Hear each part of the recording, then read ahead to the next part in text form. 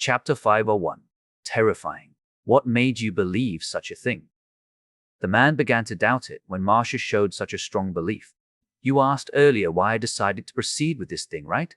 Marcia asked with a smile. They nodded with a serious expression. During the mission to Lithuania, Kai Carter secretly met me. Met you? All of them widened their eyes in disbelief. How? That's not possible, especially with tight security. Do you mean he deserted the mission? Not at all. He just used a portion of his time to meet me. Marcia shook her head. Then, how? I believe he can't go back to the base. Even if he wants to go around, he needs to reach Finland, which basically has tight security due to it being in the front line. It's simple. He showed me a miracle. A miracle? Yes. I asked him to meet me to discuss this movement, and he said I needed to go to the beach 3 days after he was dispatched. Beach? Stockholm's beach? Why? As I said, he wanted to show me a miracle. Marcia smiled and remembered the shock she felt when Kai emerged from the sea. When I arrived at the beach, standing and looking at the sea, I noticed that magical beasts from the sea were killed one by one and resurfaced. There were around 30 magical beast corpses that I could see from the shore, and the trail kept coming closer and closer to the shore. I panicked for a moment, but a man suddenly emerged from the sea with a tired but okay face. Kai Carter? They all dropped their jaws to the ground, not believing what she said. However, Marcia seemed to not be lying as well. That's right. Kai Carter just swam across the sea to travel from Lithuania to Stockholm. It required him 3 days to do it. Marcia nodded with a serious expression. What? Impossible. Is he human? He is a monster. All of them realized the significance of that action. Crossing the sea was the biggest problem in this world. Not only would they need to be under a continuous onslaught from thousands of sea magical beasts, but they also couldn't move that fast with the risk of sinking. Fighting the magical beasts in the sea was also easier said than done. The movement would become so slow because of the water, while the sea monsters could move better than the humans on the land. It created a disadvantageous position for them. And even if they brought a boat fully equipped with weapons and thousands of soldiers, it was still impossible to cross the sea. Even if they miraculously succeeded, 80% of them would have died. When they took another look at the graveness of the situation, they realized Kai had indeed shown a miracle. He was only one man, facing thousands of sea magical beasts in their own home.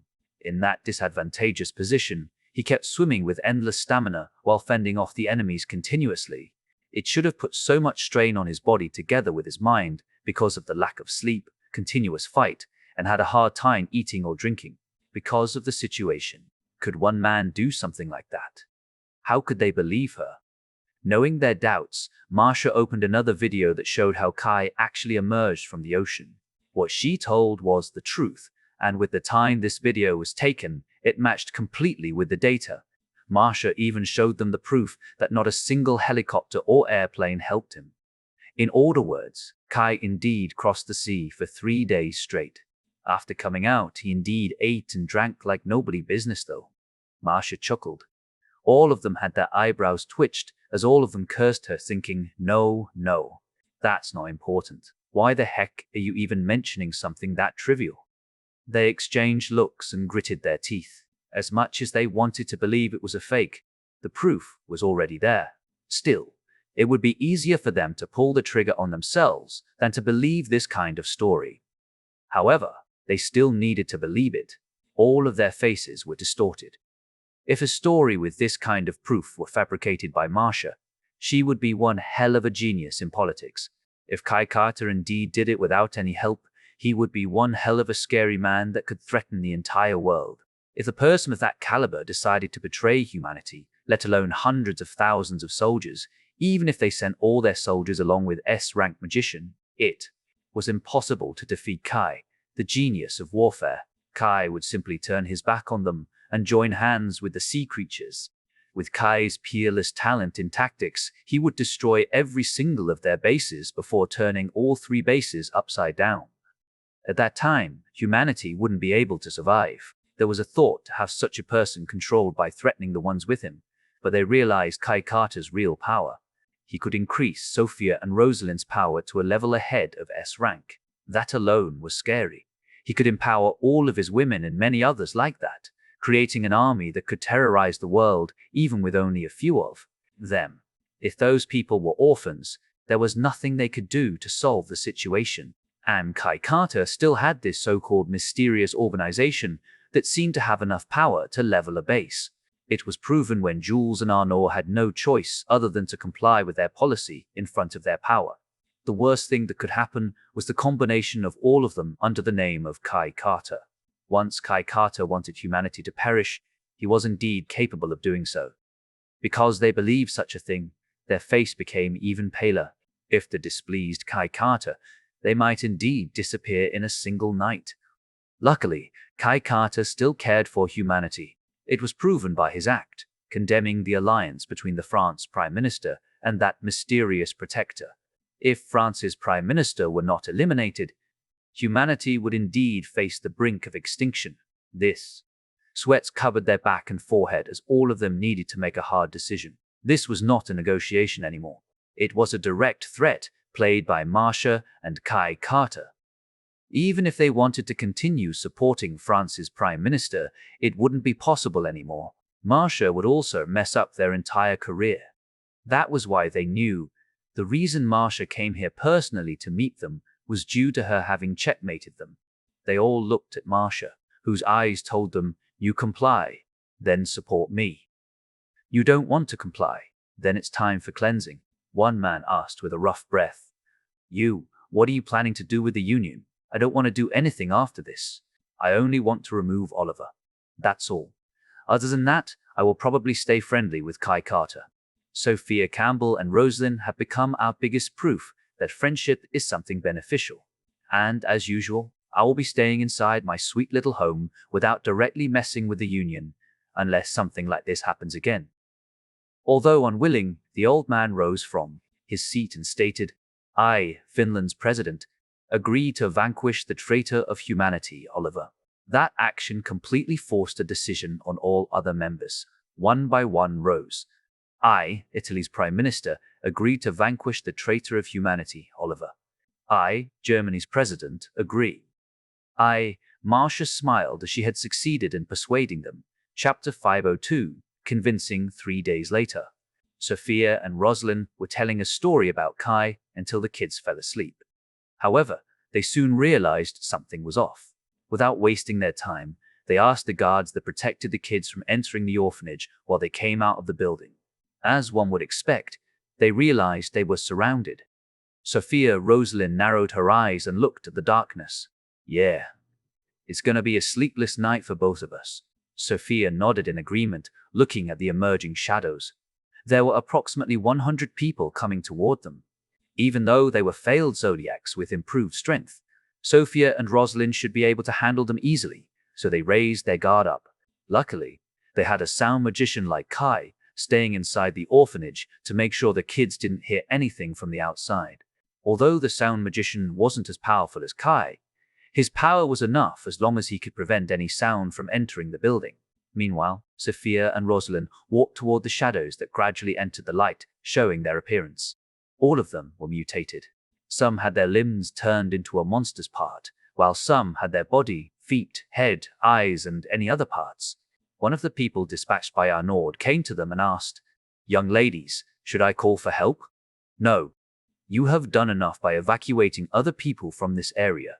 Just protect the kids, we will handle this." Sophia shook her head, "But please notify Arnaud that the battle has started." "Understood." The man nodded and disappeared, returning to the orphanage. Rosalind then shouted to those people, "Greetings. I know that you're here to attack us, and it's none other than this country's prime minister who orders you to attack us.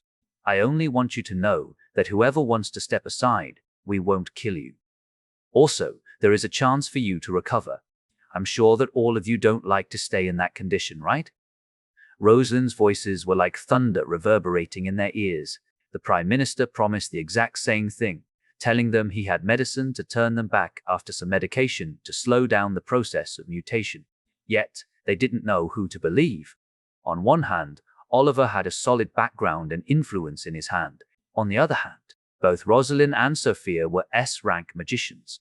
Unfortunately for her, there were still some people who didn't wish to return to their original form. One of them even shouted, "Bullshit. Do you think we don't know that there is no cure for this predicament?"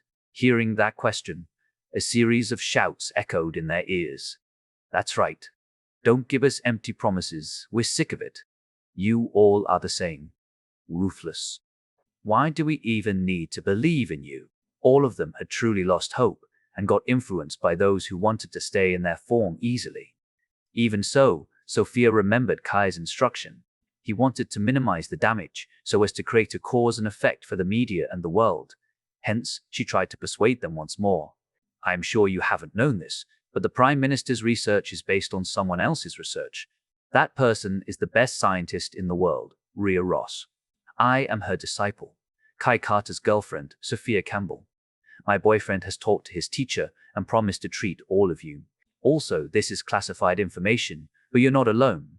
There are others who are suffering like you, but they all have been relieved from that curse. I can guarantee it was my Campbell family on the line. I can even provide proof as long as you want me to show it and put down your mission." Sophia's persuasion affected at least half of them. Her words choice indeed struck deep inside their heart. By revealing her status and connection, they started to believe that returning was possible. Also, Sophia could even provide proof if they wanted. Hearing the confusion in their midst, Oliver's supporters quickly tried to lead the group again. "Don't be swayed by their words. They are just trying to buy time. If we wait here, there will be hundreds, if not thousands, of soldiers coming here." Instead of convincing them, Sophia took out her device and opened a certain picture.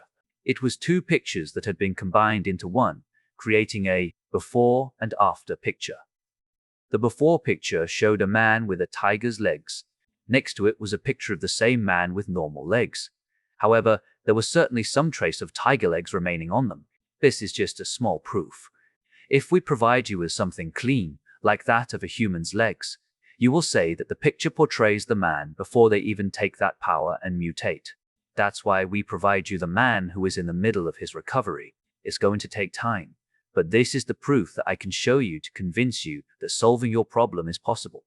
The picture shook their hearts even more because most of them were dying to have that chance. Oliver had been giving them medicine to slow down the process, but none of them had any hope in getting back their bodies despite numerous attempts. Seeing that the hope was still there reignited their hearts. They still wanted to live like a normal human. They just edited that picture. Don't believe them. Don't give us false hope anymore. Sophia knew that those people were the trouble. However, instead of beating them, which somehow convinced them that it was fake, Sophia only shouted, "You have chosen to take that power and failed. If you have that kind of courage, I won't persuade you anymore. You are the ones who need to choose whether to believe us or not. I will respect your decision, and I apologize in advance. I have orders to kill those who try to fight us." Although they were not convinced, some of them seemed to believe them because those shouts coming from their group didn't provide any solutions. They simply denied them without any fact to back it up. Hence, rather than staying in one place with a slim chance to recover, they chose to try a new opportunity. Nothing worse would come to them anyway. Seeing some of them actually walking to the side, Sophia announced, "If you believe us, please step aside. We will reach out to you after solving this problem. We also don't want to trouble you and fight for us. Your life is our priority after all." Sophia tried a gentle way to persuade them, gradually making those who told them about false hope the bad guy. For those desperate people who wanted to return to normal, it was enough to make a decision. Around 60 of them decided to step aside, while the others couldn't choose or they were Oliver's supporters. "Thank you," Sophia smiled at them. "We will do our best to cure you." "You, B. Cheese. Who do you think you are, trying to convince my people with false hope?" One of the females shouted and stepped forward, glaring at Sophia and Rosalind. "If you think it's false hope, I don't have any words to persuade you anymore. However, you will know whether it's false hope or not within 7 days, because Rhea Ross will be the one handling the entire problem. We have also reached an agreement with the US base to cooperate to cure you." Sophia smiled and prepared to fight while convincing them a bit more. Luckily, another 20 stepped aside, making those who didn't want to return and the ones who couldn't choose low in number. "We've given you the time to choose. It's time for us to act." Sophia raised both hands as a blue magic circle appeared behind her back. Chapter 503 New Enemy. The moment they saw Sophia's magic circle, one of them shouted, "Disperse. If we can get the children inside the orphanage as our hostage, these two S-rank magicians won't be able to do anything to us." Seeing them disperse, Rosalind marked them one by one, wondering which one to hunt first. Sophia, on the other hand, raised her hand and activated her magic circle. 5 spears emerged from the magic circle as she aimed them toward the incoming enemies. "Rosalind, you take care of the ones coming from the left." "Roger." After informing her, Sophia then released all ice spears with the speed of a bullet. In that close range, they arrived almost in an instant and hit all of them and turned the area hit by the ice spears to ice. Some of them were hit near the heart, so their heart got frozen the moment they touched them as they died on the spot. But some were still lucky. The spear momentum could only rip their arms or feet after turning them to ice. Meanwhile, Rosalind disappeared from her position. Her exoskeleton had emerged from her back while she reappeared in front of them with a sword in her hand. Gale storm. Rosalind waved her sword to the right as torrential winds swept the area, blowing them away. "I can't stand the wind pressure. Ah!" All the people that came to her were blown away, crashing to the house, wall, or ground. Rosalind then leaped toward a few of them and cut 3 people's necks before they recovered. There was no hesitation in her actions, but Rosalind didn't forget to say, "Forgive me, our paths can't go together anymore. I need to kill you." Rosalind looked sad when she said those words, making those who had stepped aside know that Rosalind indeed didn't want to fight them. She sincerely wished to stop and cure them. What? Seeing their extraordinary prowess, the leader seemed to have realized it wouldn't be that easy to get past them. He changed his strategy and ordered the remaining 15 people. "Kill them first." Listening to his orders, all 15 of them charged forward, trying to kill both women. Unfortunately for them, other than their extraordinary strength or speed, none of them had any special abilities. After all, only those untalented people agreed to this experiment, because that was how Evan and Isabel got chosen as Zodiacs. If they could handle their strength and speed as if it was nothing, Kai assured them the battle would end in an instant. Sophia showed the first proof by creating a huge blue-colored magic circle. Circulation, ice magic. Dragonhead. A dragonhead, roughly 4 meters in diameter, emerged from the magic circle with its mouth wide open. When it reached them, the dragon bit them and pierced their bodies with those sharp teeth. "Ugh!"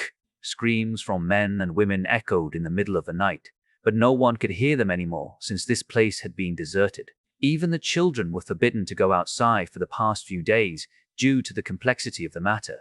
Seeing their comrades dying, those who didn't get bitten hurriedly went around the dragon's head and planned to strike her down. Sadly, Rosalind came from the right side of the dragon head and slashed all the incoming enemies, while Sophia managed to use another magic circle with her other hand, stopping the rest. The leader took both Rosalind and Sophia by surprise when he tried to sneak past them to enter the orphanage, even by himself. Since their leader had personally made his move, 3 girls from the peaceful group quickly came out and headed straight to the orphanage. It turned out all 3 of them were just faking it to make sure they had the perfect timing to take Sophia and Rosalind by surprise. At the same time, those with the beast's hands destroyed Sophia's dragon head and the ice magic she cast to stop them. With this, they had 3 ways to reach the orphanage, while only Sophia and Rosalind took care of the entrance on the opposite side. Sophia turned around and shouted, "Rosalind, handle the 3 women first." Rosalind nodded with a serious expression as she changed her direction and cut down the trio. Sophia, on the other hand, used another magic to freeze the remaining enemies, leaving only the boss to reach the orphanage. However, 3 women emerged from the shadow, attacking him from 3 directions. They were the helpers that Arnaud gave to protect the kids inside, and they finally had the chance to show they were not useless. Before they could even taste the power of the leader, they felt a gentle gale from the side, only to find Rosalind appeared behind the leader, sending his head flying. Rosalind felt relieved. Luckily, he is not that fast. The 3 women were speechless, not having any words to comment on her remarks other than, as expected from S-rank magicians. Unfortunately for them, the situation didn't go as planned. Despite their continuous effort, someone with enough strength was enough to fight against them. In the corner of the house, the squid had seen everything from the girls' appearance to their strength. If other protectors thought observing was not needed because they were just mere humans, it was different for the squid. Kertzer. As one of the strongest fighters, Kertzer never underestimated his opponents, even if they were weakling. That was why he could climb the rank.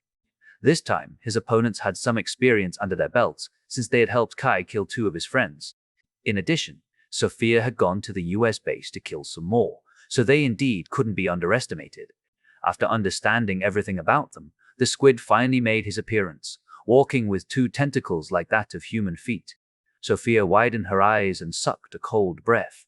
Even though she had expected this person to show up, she was still surprised when she saw him with her own eyes. After all, the latter showed an overwhelming flame that reflected his danger level. The squid was far stronger than her. Even Sophia couldn't see how to defeat this guy. Her only relief was the fact that they were going to fight on land without any water source nearby. They should have enough advantage to repel him, if not kill him, she thought. Rosalind, we are going to fight him. I can only see that our chance of defeating him is slim. Do you dare? Sophia smiled while taking a deep breath, calming her heart down. Even if I need to lay down my life here, I will kill him. Rosalind nodded with a serious expression. The squid looked at the 2 girls' expressions and felt impressed by their resolve. Why are you trying so hard? I am surprised by the fact you can glimpse my strength, but I still can't understand why you were trying so hard to protect those children. I am their elder sister. That's enough for me. Rosalind smiled and raised her sword. If my boyfriend can protect the world, I will be ashamed to not have the ability to protect an orphanage. Sophia shrugged and made another magic circle as she was ready to confront him. Ha ha ha! Kertzer laughed out loud, astonished by their answer. It was a simple yet irrefutable resolve. You 2 amuse me. All right, I have decided. In honor of your bravery, I, Kertzer, promise that I won't lay a hand on those people inside the orphanage. I am here just to claim both of your lives. I promise you, in the name of the great king, Neptune. Sophia and Rosalind exchanged looks. Although they didn't understand the significance of that name, they knew Kertzer was serious. In that case, Sophia flicked her fingers and activated the magic circle. Chapter 504. Kai's Entry, Circulation Ice Magic. Dragonhead. Sophia summoned another dragonhead to stop him on his track. It was supposed to swallow him, but the dragonhead opened its mouth again before Kertzer ripped it open. Ha! Kertzer showed the powerful strength he possessed. That's quite powerful magic you have there. Sophia gulped as she understood Kertzer's strength. Even though his skin didn't look that hard compared to other self-proclaimed protectors, his strength was obviously higher than anyone else's. She might need to go a bit farther from the orphanage to avoid destroying the building.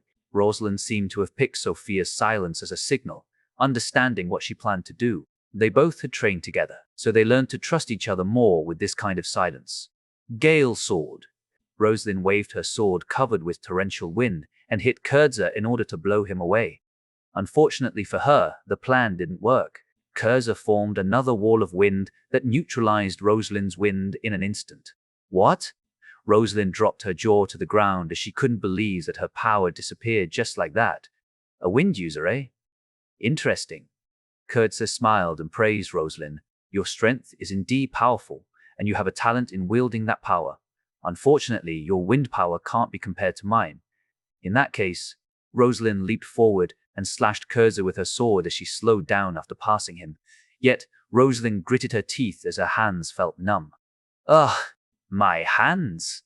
Kertzer smirked as he raised all his hands that somehow got covered with a wind sphere spinning so fast around the tip of his tentacles. He looked like a boxer with multiple hands. Rosalind could barely follow his movement and glared at him. He just punched my sword within that split second. A fast reaction speed, activation speed, and powerful strength. This may be hard for both of us. She knew that compared to Kai, her close-quarter combat skills were still too low. That was why she thought Kai was the only one who could stop him while both she and Sophia attacked from the side. Sophia, change your plan. We need to deal with this guy here. Seeing her distorted face, Sophia knew she was in great pain. Hence, she summoned 3 blue magic circles behind her back and released the ice chains, circling all over his body. Chains, huh? Cursor narrowed his eyes, as if noticing the difference between normal chains and Sophia's chains. Before he could say anything, Sophia's chain kept extending and punctured the ground as if it was trying to sew Cursor to the ground. This is powerful, but not enough. Cursor smiled and released all his wind power to crack the chains. It was not enough, but he did it once more to break free. However, Rosalind took the small advantage she had and struck his side. Cursor surprised her once more as the tentacle that was supposed to be his foot grabbed her sword, stopping it from cutting his other tentacles that had just gotten there. Freedom. It's not enough. Cursor shook his head in disappointment. Seeing Rosalind didn't plan to let go of that sword, he took a deep breath before releasing black ink from his mouth. Rosalind dropped to the ground while looking at that high-pressure black ink. If she received it from this range, there might already be a few cracks on her ribs, despite being protected by the exoskeleton. The wall was shattered and created a hole in the house behind it. Sophia and Rosalind were speechless, as if they felt the gap between them. Circulation, ice magic, cage. A huge cage with horizontal bars appeared above Curz's head. She accompanied that cage with another dragon head to buy them some time. After that, Sophia activated the red code to alarm Arnaud, Jules, and Rena that the threat level was far too high for them to handle. The battle might also go beyond the level they had expected, to the point it affected the civilians, so they requested backup. Cursor ripped the dragon apart once more as he laughed. Are you done? Do you think you can win against us? Rosalind snorted. You already have the answer. Besides, it's not my full power since I can't unleash it unless I am in the water. You should feel lucky because, in the water, you would have died thousands of times. Cursor chuckled.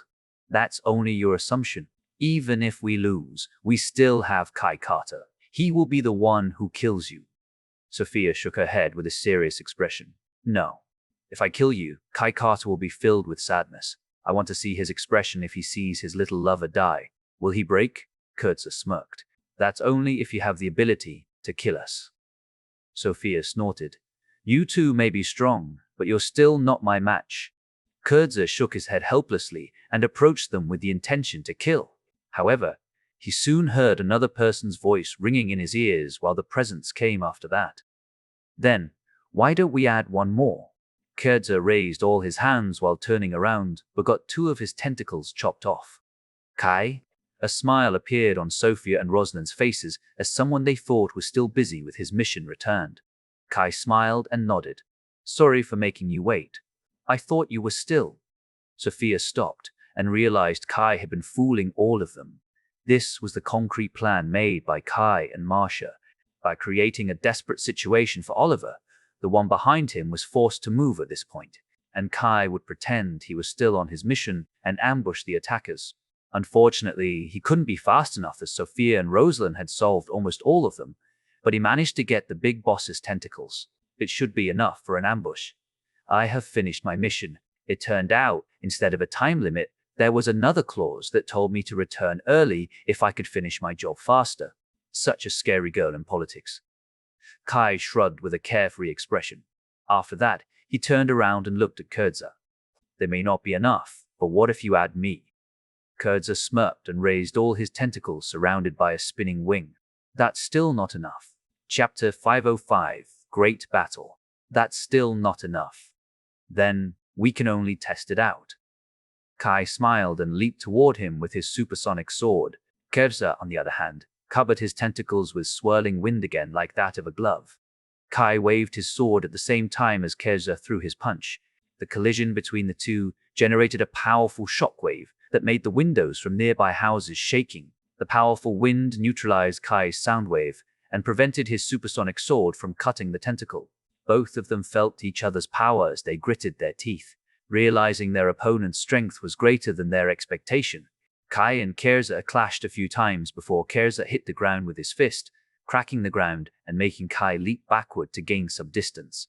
Kai took a deep breath and raised both swords. Sophia, Rosalind, this won't be easy. I need your help. Also, evacuate the children right now. I am afraid this place is going to be a wasteland. Cursor narrowed his eyes and didn't say anything, knowing what Kai said was true. Their power was already at that level after all. I understand. Rosalind disappeared to inform the three women who protected the orphanage. I need you to evacuate everyone from this area. All soldiers are to remain on standby 30 blocks from here. The enemy is far stronger than our expectations, so this place is going to be a massive battlefield. If any S-rank magicians arrive, tell them to approach this location with caution. Roger that. One of them nodded and proceeded with the order, knowing that it was probably the best choice after seeing that one collision was enough to create that kind of effect. You're not going after them? Kai smiled and stared at Kurza. I have told them that I wouldn't hurt the children. In any case, my true aim is you. As long as I kill you, nothing else matters. Besides, those kids will die soon anyway. Kersa laughed. Kai knew it was their ambition, but he didn't show anything to Kerza to avoid raising any suspicion. That is, if you can defeat me. Kai harumphed and went forward once more. Kerza also walked to him and hit Kai with his fist, only to find Kai coming to a halt before kicking toward that tentacle. He also poured all his magic power into that kick as he released a powerful sound wave that turned into a shockwave right after. Echo thruster. The generated sonic boom blew the tentacle away, but it was still intact to Kurza's body. Only the wind covering that fist had disappeared. Kurza and Kai clenched their teeth again as they realized they still underestimated their opponent. That attack was able to create enough force to injure the clam, yet Kurza could take it. But the most shocking thing was the fact he didn't even push Kurza back. In other words, their strength neutralized each other, and Kurza was on the land, restricting more than half of his strength.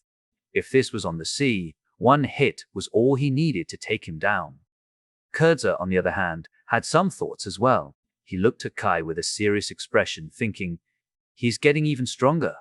I have heard from the report, but his strength should be far lower than this. How can a normal human do something like this?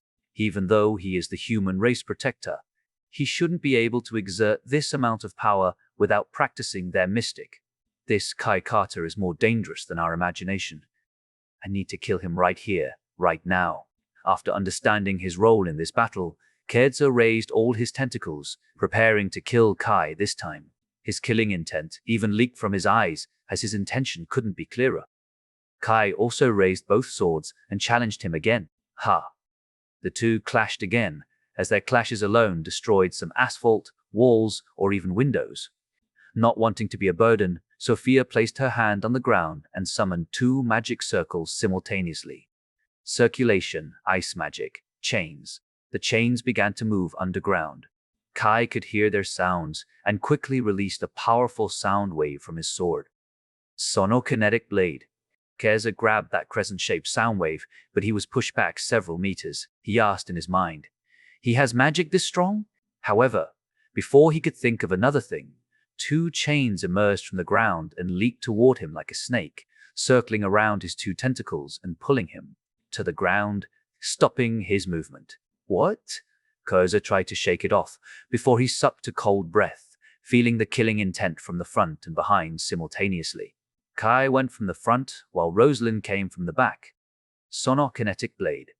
Authority blade. The 2 released their most powerful attacks, but Kurza somehow used his last 2 tentacles to grab them. Arg! He shouted, as if he were struggling. He crushed the authority blade first before using all his strength to destroy Kai's sonokinetic blade. Boom! A burst of shockwave shook the neighborhood as one of the wind gloves he used was rendered useless and blood began to drop to the ground. Yes, it was Kai's attack that cut a bit of his tentacle. Even so, without Rosalind and Sophia's help, he doubted he could do something like that before figuring Kurza out. Ha! Kurza released a burst of wind and shattered the chains into pieces before jumping backward while spinning his body. He sent a punch right at Rosalind's face as the latter managed to put her sword in between, stopping that fist. However, his strength was too strong, and the sword began to move closer to her face. To avoid getting injured and leaving the battlefield without being able to help Kai, Rosalind decided to throw herself and let the force blow her away. She floated in the air for 2 seconds before landing on the ground, rolling several times and crashing to a wall. She coughed a few times, with each cough releasing blood. Her body felt the pain, but she simply gritted her teeth, knowing if she went down now, Kai might be in a dangerous position. At the same time, Kurza and Kai had clashed again to stop Kurza from going to Rosalind. Kai planned to protect Rosalind, but Kerza used this occasion to his advantage. He struck Kai's sword from below, resulting in him launching Kai into the air. As Kai was about to use his sound blast to return to the ground, a wind barrier that seemed to be a tornado swallowed them as both he and Kerza entered the eye of a tornado, stopping anyone from coming to help. The wind tried to lift him to the sky, but Kai used his sound blast to launch him back to the ground, only to find Kerza had been waiting for him while pulling his fist. The moment Kai came before his eyes, Kerza used all his might to strike him.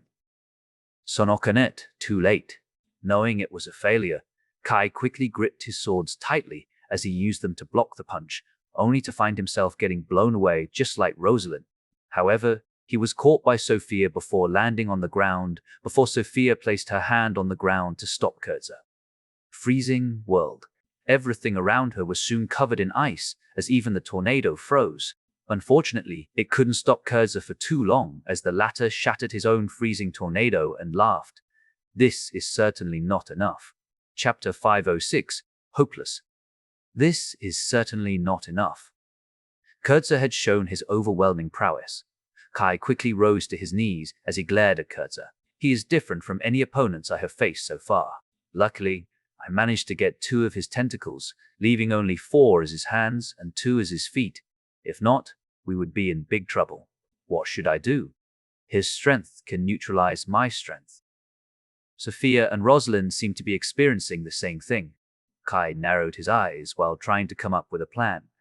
Whatever, I need to buy time first. I don't want to let him run rampant in this base, and everything may proceed smoother if we get Arnaud and Jules's help, since they're the closest to us. Kai came at Kerza again with his sono-kinetic blade, only to find Kerza blocking it with equal strength.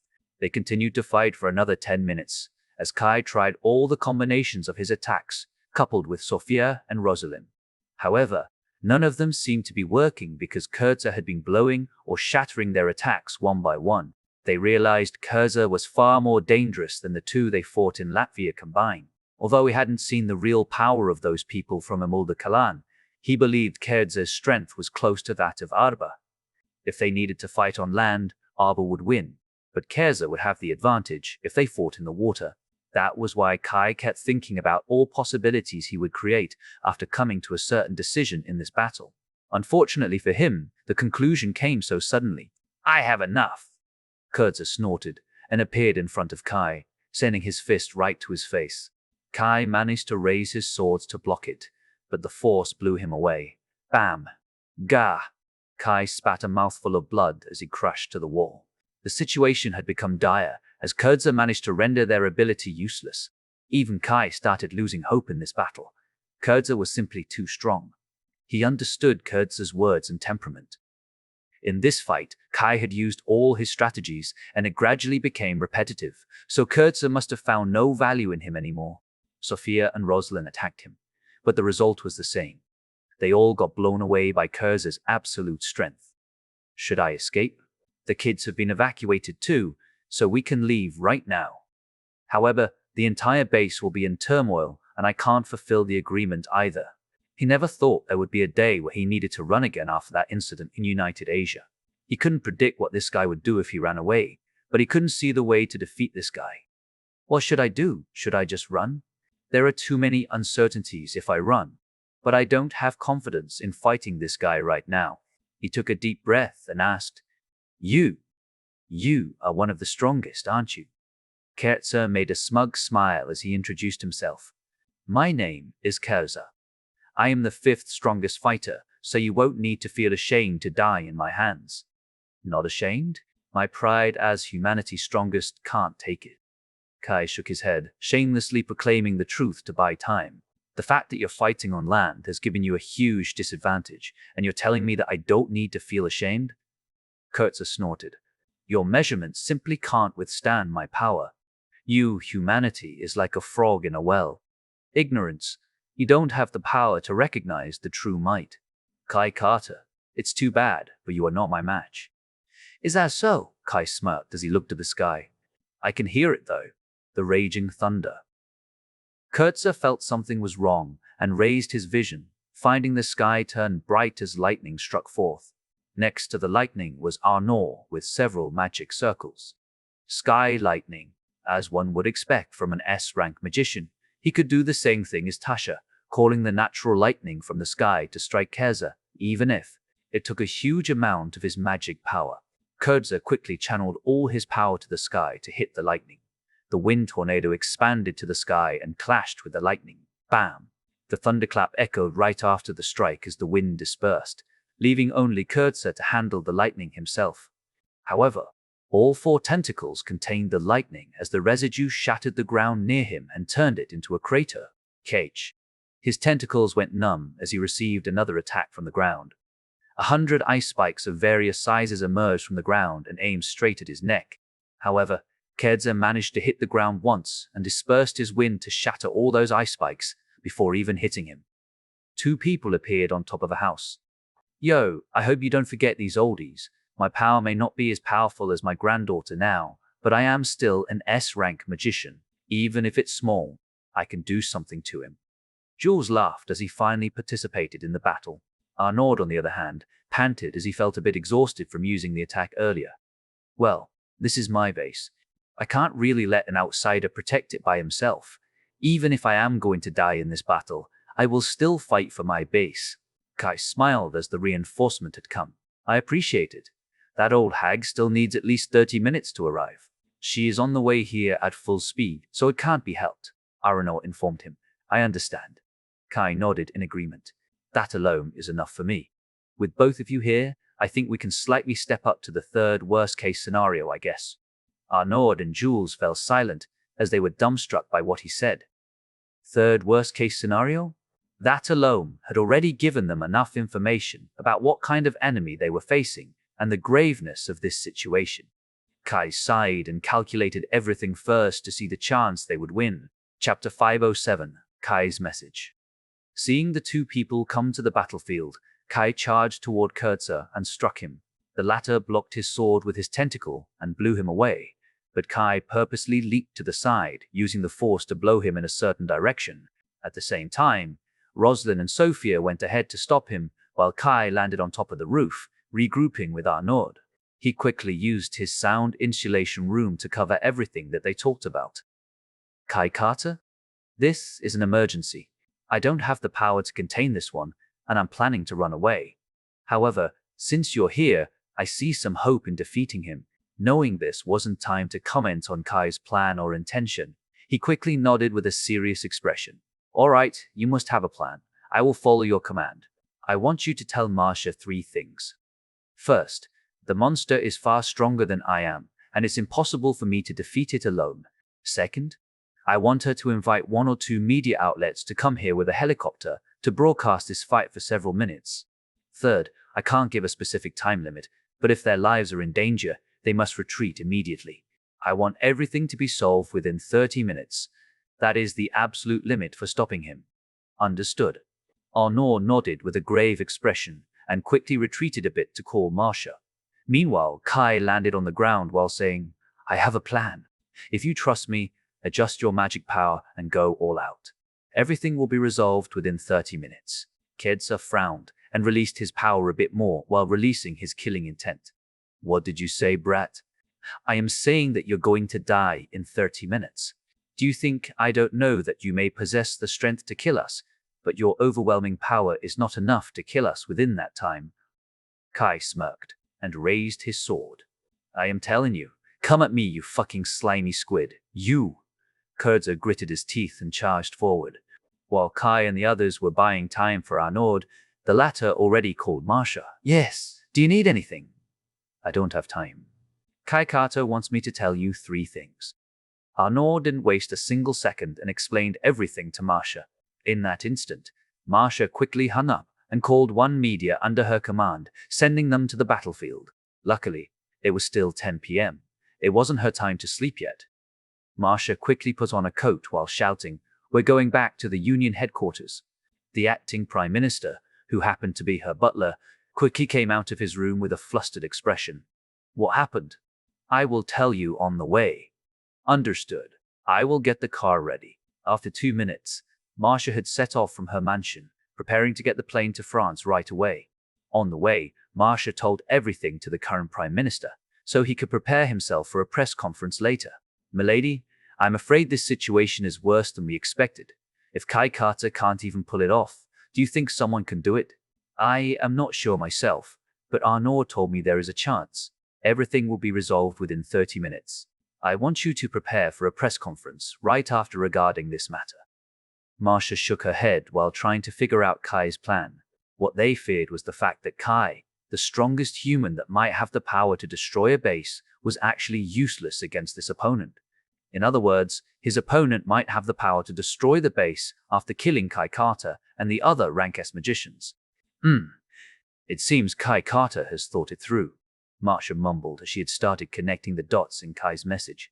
"What is it, milady?" "From the first point, he already stated that the monster is stronger than him. This means if humanity doesn't unite, a monster like this will make us extinct. After all, there are a few more people like this coming from the sea, and yes, we may need to officially tell the public about this threat." "I see. He once told us about the Great War. Doesn't this mean it will come soon?" "Yes. With him asking for the world to unite, this war he talked about may be bigger than he expected. After all, even he pondered for a long time when I asked about our role in the battle. He had some level of confidence in dealing with them. In that case, we may need to start working with the military to prepare for the war. Oliver will be exterminated after this incident, so there won't be anyone to obstruct us. If we work together with Kai Carter, we should be able to work it out. The problem will be United Asia. One of the biggest powers in United Asia is the Katsuragi family, who has some conflicts with him. Don't talk about United Asia right now. It's not important. Everything will be useless if we lose this battle." Marsha shook her head. "Then, what is the second one?" Marsha fell silent for a moment before continuing. "The second one is obviously to get the world's attention. I'm sure he is going to do something big in front of the world and tell them we need to join hands. Though I am not sure about the several minutes thing. I'm sure he has some plans." "Agreed. That's why I'm going to make a statement about the collaboration, right? We can use that to extend the contract for war cooperation. Of course, the US-based president will surely respond to this, since he knows Kai Carter has never done something meaningless." "Yes, his side also has Ria Ross, so we're going to get busy for months, if not years." Marsha nodded with a serious expression. "As for the third, he can't tell anything about the time limit, but he wants the media to retreat. Do you know anything about this?" "I can't see a single clue of what he thinks. I am not sure myself. Seeing as he is confident that everything will be solved within 30 minutes, I will just believe in him. We can talk about it later anyway." Marsha shrugged. "I have sent the media on their way, so they will arrive within 5 to 10 minutes. This is getting complicated very quickly. I wonder how Oliver has such a creature backing him up." While they were talking about the countermeasure, Kai had been fighting against Kurza for several minutes. Within that time, Kai suffered some injuries. Blood was dripping out of his wounds, and his movement became a bit slower. If not for his sound blast, he couldn't catch up with Kurza's speed. The same applied to Arnaud, Jules, Sophia, and Rosalind. All of them fought against Kurza and managed to fight at a standstill, but their condition gradually turned worse. Kurza also used a lot of his stamina, but he should have enough stamina to kill them before getting away to recover. "This is useless. You won't be able to defeat me. 30 minutes, is it? I'm going to prove that I can kill all of you within that time." Kurza snorted. Kai smiled and ignored his word, raising his vision and finding a helicopter coming closer. The helicopter brought a giant flashlight as it illuminated Kurza, the main culprit. Seeing the reinforcement he hoped for had come, Kai shouted, "No need to hold back. Use all your power right now. Don't care about our surroundings." Chapter 508, Strongest Magician. The helicopter flashlight was the signal for the cameraman to record the battle. Kai smiled and waved his sword. Sonokinetic blade. This time, he used a bit more power to make his sonokinetic blade unstable, resulting in the blade becoming even wider. "Huh?" Kurza furrowed his eyebrows as he didn't understand why Kai would mess up in this situation. He simply destroyed the sound wave before him while leaving the rest to destroy more than 10 houses. To their surprise, the houses that took the direct hit got split into two. All the people in that helicopter were astounded as they finally saw Kai's real prowess. Although they didn't understand, all four of them leaped to Kurtzer while unleashing all their attacks. Authority Blade, Ice Circulation Magic, Dragonhead, Lightning Discharge, Ice Saint Sword. Rosalind's Authority Blade was grasped by Kurtzer, even though it left a quite big sword mark on the ground that was even visible with naked eyes. Sophia's Dragonhead swallowed Kurtzer from above. However, Kurtzer soon shattered it into pieces, albeit the residual ice began to freeze the road, covering the road, the wall, and even the house with a thin layer of ice. Arnaud's Lightning Discharge was repelled to the side by Kurtzer's tentacle. But that attack left a half-sphere trail on the ground, as if something big just chewed the road before, exploding, turning a house into rubbles. At the same time, Jules's Ice-Sing sword was avoided by Kurtzer with a simple move, which was leaning to the side. The sharp sword continued to expand until it struck 3 houses in succession, creating a hole through them. All of them used their strongest attack to give the biggest impact the world could see. They might not know Kai's plan, but they understood the gist of it after knowing Kai for a while. However, all of their attacks were rendered useless, while Kurtzer blew them away with his wind again, laughing out loud. Whatever your plan is, there's no way you can fight me. Even if you come together with hundreds of thousands of soldiers, it's still not enough. But that flashlight is annoying me. Kurtzer looked up and formed a huge tornado to swallow them, but Kai leaped into the air with his sound blast and formed a huge sound blast to counter the wind. Meanwhile, Sophia followed his movement and froze the tornado with her ice magic. Kai stepped on the frozen tornado while glancing at the people in the helicopter. It's better for all of you to retreat and don't come back. This battle may destroy this neighborhood. Don't worry. As long as we are here, we will continue fighting to our last breath to repel this intruder. Listening to Kai's voice, the pilot nodded while staring at him in the eyes. Although he wanted to salute, he had his mission from Kai and quickly flew away, not wanting to be his burden. The battle itself was insane, even from an amateur's perspective. At this level, one mistake would literally end the match. If Kurtzer took them as their hostages, it was the worst situation for Kai and the others. As someone who retired from the army, the pilot left the scene quickly. They also had enough footage anyway. Kai then dropped to the ground and smiled. This is not over. You will die in our hands, that's all. Then try it. Kurtzer snorted and charged forward. The battle became even bigger. As Kai said earlier, the neighborhood gradually turned into a ruin, making one wonder whether they could live here anymore. Even the orphanage wasn't spared from all this mess. Kai kept using all his power in order to suppress Kurtzer while the others attacked him, but as a result, he got more wounds than anyone else. In just a mere 10 minutes, his body had been covered with wounds while his clothes were drenched by blood. The rest had a similar condition, but they had another problem which became their main problem. Their energy and magic power were used up. Their movement gradually became dull, and their magic started to lose its power. It was even faster for Arnaud and Jules, allowing Kurtzer to gain back his momentum. At that point, Kurtzer used his all to beat all of them and exhaust them. However, with Kai and the others' persistence, they also managed to strike Kurtzer a few times, resulting in him losing one more tentacle and some wounds on his body. His movement might become duller, but it couldn't be compared to Kai and the others' condition. After another 10 minutes, Rosalind had been sitting on the ground, leaning her back on a destroyed wall. Her head was down and her consciousness had grown fuzzy. Sophia was lying down on her belly, staring at Kurtz's abnormal strength. Jules had a similar pose as Rosalind, but he wouldn't fall far from his granddaughter. He would surely protect her granddaughter, even if it were the last thing he did. Arnaud was on his knees, leaning to a small pillar that was about to collapse. They were one step away from the unconscious. Yet, Kai pulled it back with his action. Kai panted a few times and stood by his feet. He had no strength left to oppose Kurtzer, but his gaze remained strong. He stepped forward and placed his body in front of everyone who had no strength left to fight. All their bodies had been covered with blood and wounds, so it wasn't possible for them to move anymore. Sophia wanted to raise her hand to reach his back, but she had no energy left to even move her finger. Even her voice was shaking. She wished to tell him that it was all right for him to escape, leaving them behind. Kai was someone who would eventually come back to get his revenge, so she had prepared to die in this battle. Kurtzer, on the other hand, had some wounds on his body, and his energy was depleted as well. He might be weaker than the protector Kai met in Latvia. Even so, With them becoming this weak, the chance to win was zero. Even Rena wouldn't make much difference on this occasion, let alone with her still flying in the air.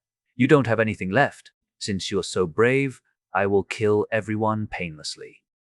Kedza snorted and paid his last respect to Kai.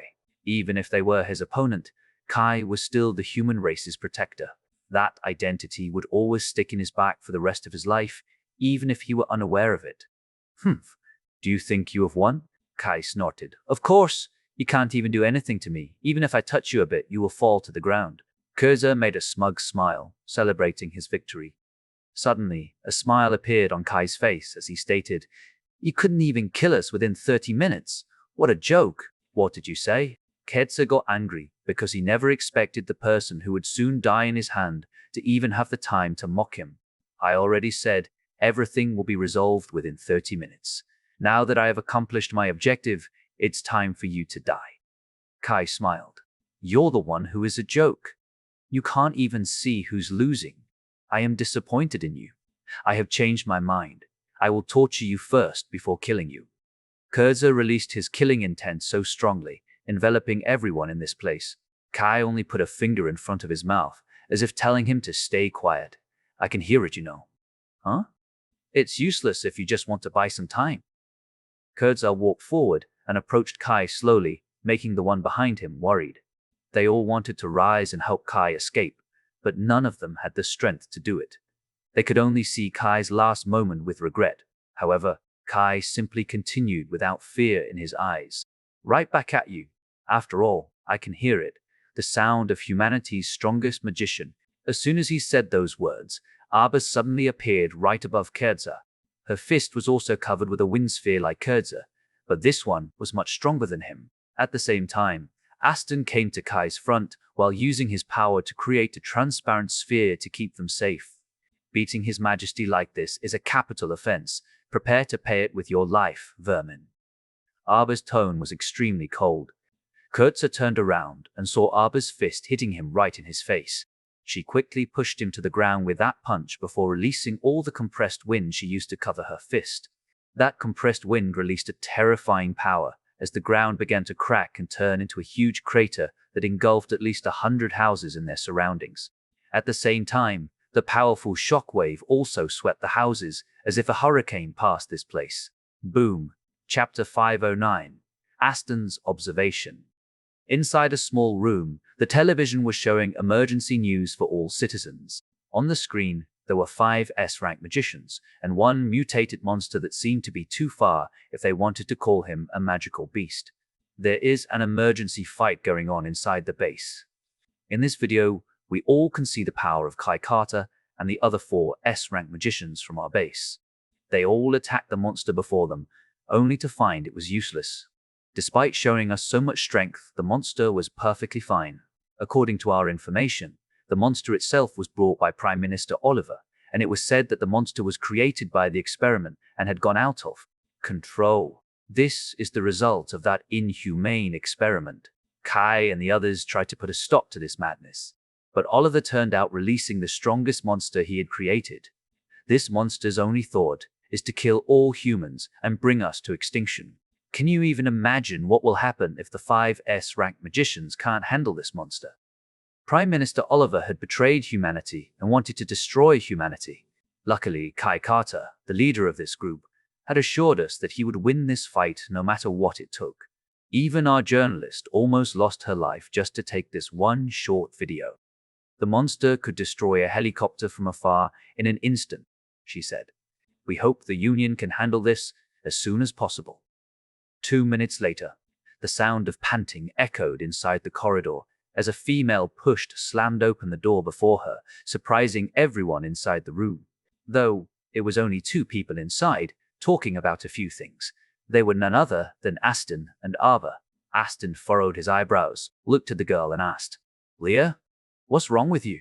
It's rare to see you come in here this late, especially with that kind of look. Teachers, you 2 need to see this, Leah said out loud in a hurry. The 2 didn't understand her concern, but still followed her to see the news. Aston started sweating as he frowned, muttering, That guy, if I'm not wrong, that guy is among the best. What should we do? It's not the time for us yet. Arba turned to Aston. Aston stopped her with a serious expression while observing Kai's movement. Seeing this kind of gap should be enough for His Majesty to realize whether he needs to escape or not. Yet he is staying on the battlefield. Before continuing, he saw the squid attack the helicopter and force them to retreat. At the same time, Kai also told them that everything was going to be all right. He might just want to assure them, but he soon realized it wasn't. It was a special message for them. Arba, we're going to help him right now. You're going to kill that monster. Huh? Arba tilted her head in confusion, not understanding his reasoning. His Majesty is trying to tell us that he can't do it alone for this one and ask for our help. Imagine His Majesty has been doing everything secretly. There's no way for such a person to go all his way to broadcast this so everyone can watch.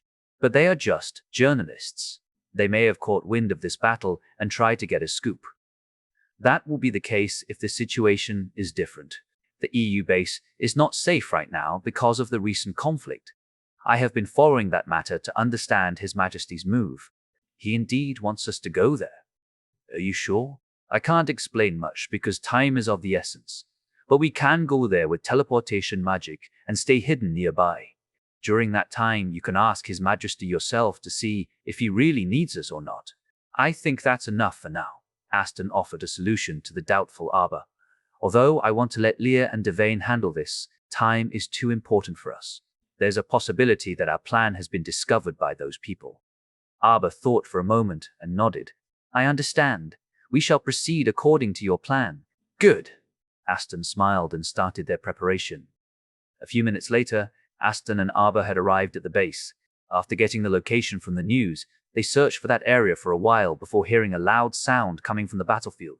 The two quickly hid, while Arba whispered to Kai, Your Majesty, I am a bit perplexed by your signal, so I want to confirm it first. Since I can't hear you, I will do a little test. If you don't need our help, please ignore this message. However, if you need us to kill that guy, please insult him as much as you want. Not only will it anger the enemy, but it will also allow me to sneak behind him to launch a devastating blow. Listening to that, Kai smiled and acted tough, mocking Kurza all he wanted. After all, he was a bit frustrated because he couldn't do a single thing for him. Arba and Aston nodded at each other as they began to move after getting the signal from Kai. Boom. Everyone, except Kai and Aston, dropped their jaws to the ground as they couldn't believe what just happened before their eyes. Their only thought was, there is someone who can cause this much destruction with just a single punch. Kai remained silent before saying to Aston, She can use all her power, just make sure that the enemy dies. I understand. Aston nodded with a serious expression before relaying Kai's message to Arba through telepathy. Kai, they are? Sophia drew a gasp as she never saw someone this powerful. Don't ask for no. Kai smiled and assured them that everything was going to be all right. He then asked Aston, What is your intake about the war that may come soon? I'm sure you're already aware of this, right? Yes. It's much sooner than I expected after killing this guy. Luckily, there's no one who will broadcast us here. Don't worry, they are also trusted. Whether you want to wipe their memory or not, it's your jurisdiction. However, I don't think it's necessary anymore because they will be a great help in the next war. In that case, I won't do anything to them. I only want to ask how much Your Majesty trusts them. The two girls, I trust them fully. The two old men, I trust them with a little threat. Certainly, I won't do anything to all of them then. Aston nodded before looking at Kurza, who couldn't be recognized anymore. Because of that surprise attack and his current condition, Arba had been brutally punching him without stopping, releasing her anger. Yet Kurza was still alive while looking at Aston. There's no other human who is this strong unless. Kurza realized something and looked at Kai. You are already aware of your status. You talk too much. Arba sent another punch right on the right side of his head, crushing his little cheek until it burst out blood. Kai only looked at the small crater that seemed to have a blood pool under construction. Chapter 500, Settling the Matter. Kai pinched the bridge of his nose as he didn't hear any sign of movement inside Kurza's body. In fact, his body had been flattened to the ground by Arba. That powerful opponent had been reduced to that state without them being able to do anything. This certainly shocked everyone. Although Kurza had been injured, his strength was still too powerful for them. Yet, the same person was rendered useless by Arba. That's enough, Arba. Kai stopped her with a serious expression. Oh? Arba stopped and rose from the ground, checking if Kurza was still alive or not. Aston then turned to the others while introducing himself. It's an honor to meet you. My name is Aston. I hope none of you tells anyone about our appearance here. Kai pointed his finger at him. Yeah, as he said, I hope you won't mention anything, even if it's only a slip-up. A war is going to happen soon, and if the enemy knows about them, we won't have enough time to prepare. A war? With them? Can we win? He is only the 5th strongest person, right? Arnor frowned as this gave him a headache more painful than his current wounds. Yeah, that's why I hope you don't drink too, so as to avoid an unnecessary slip-up. That can be done, Arnor agreed without hesitation. Besides, these wounds. Right. Kai nodded with a smile. This condition will surely hospitalize you for a month at the very least, and you can't drink for 3 to 6 months for your full recovery. I am planning to call Evan, but I guess he's not going to arrive that soon because he is on a mission. I see. So, that's what you plan. Aston understood Kai's plan after observing his wounds and all the clues he had left behind. Anyway, I think you two should go back. Kai turned to Aston and Arba. For this, I am really grateful for your help. No problem, Your Majesty. Your Majesty, Rosalind muttered with a confused face, looking at Kai. Since when Kai was royalty, she thought. Don't mind about it. Kai waved his hand before shrugging. Before that, I need to warn you a bit, Your Majesty. You may be able to settle a bit of their doubt with these wounds, making them believe that you and these 4 people kill this monster, but it won't be for long. I know. Kai squinted his eyes. I should be able to buy at least 6 months with this plan. I am also constantly improving myself, so I need to be ready as soon as possible. I understand. Since Your Majesty has a plan, I shall return with Arba. Wait a minute. I want to add something. Arba stopped Aston and continued.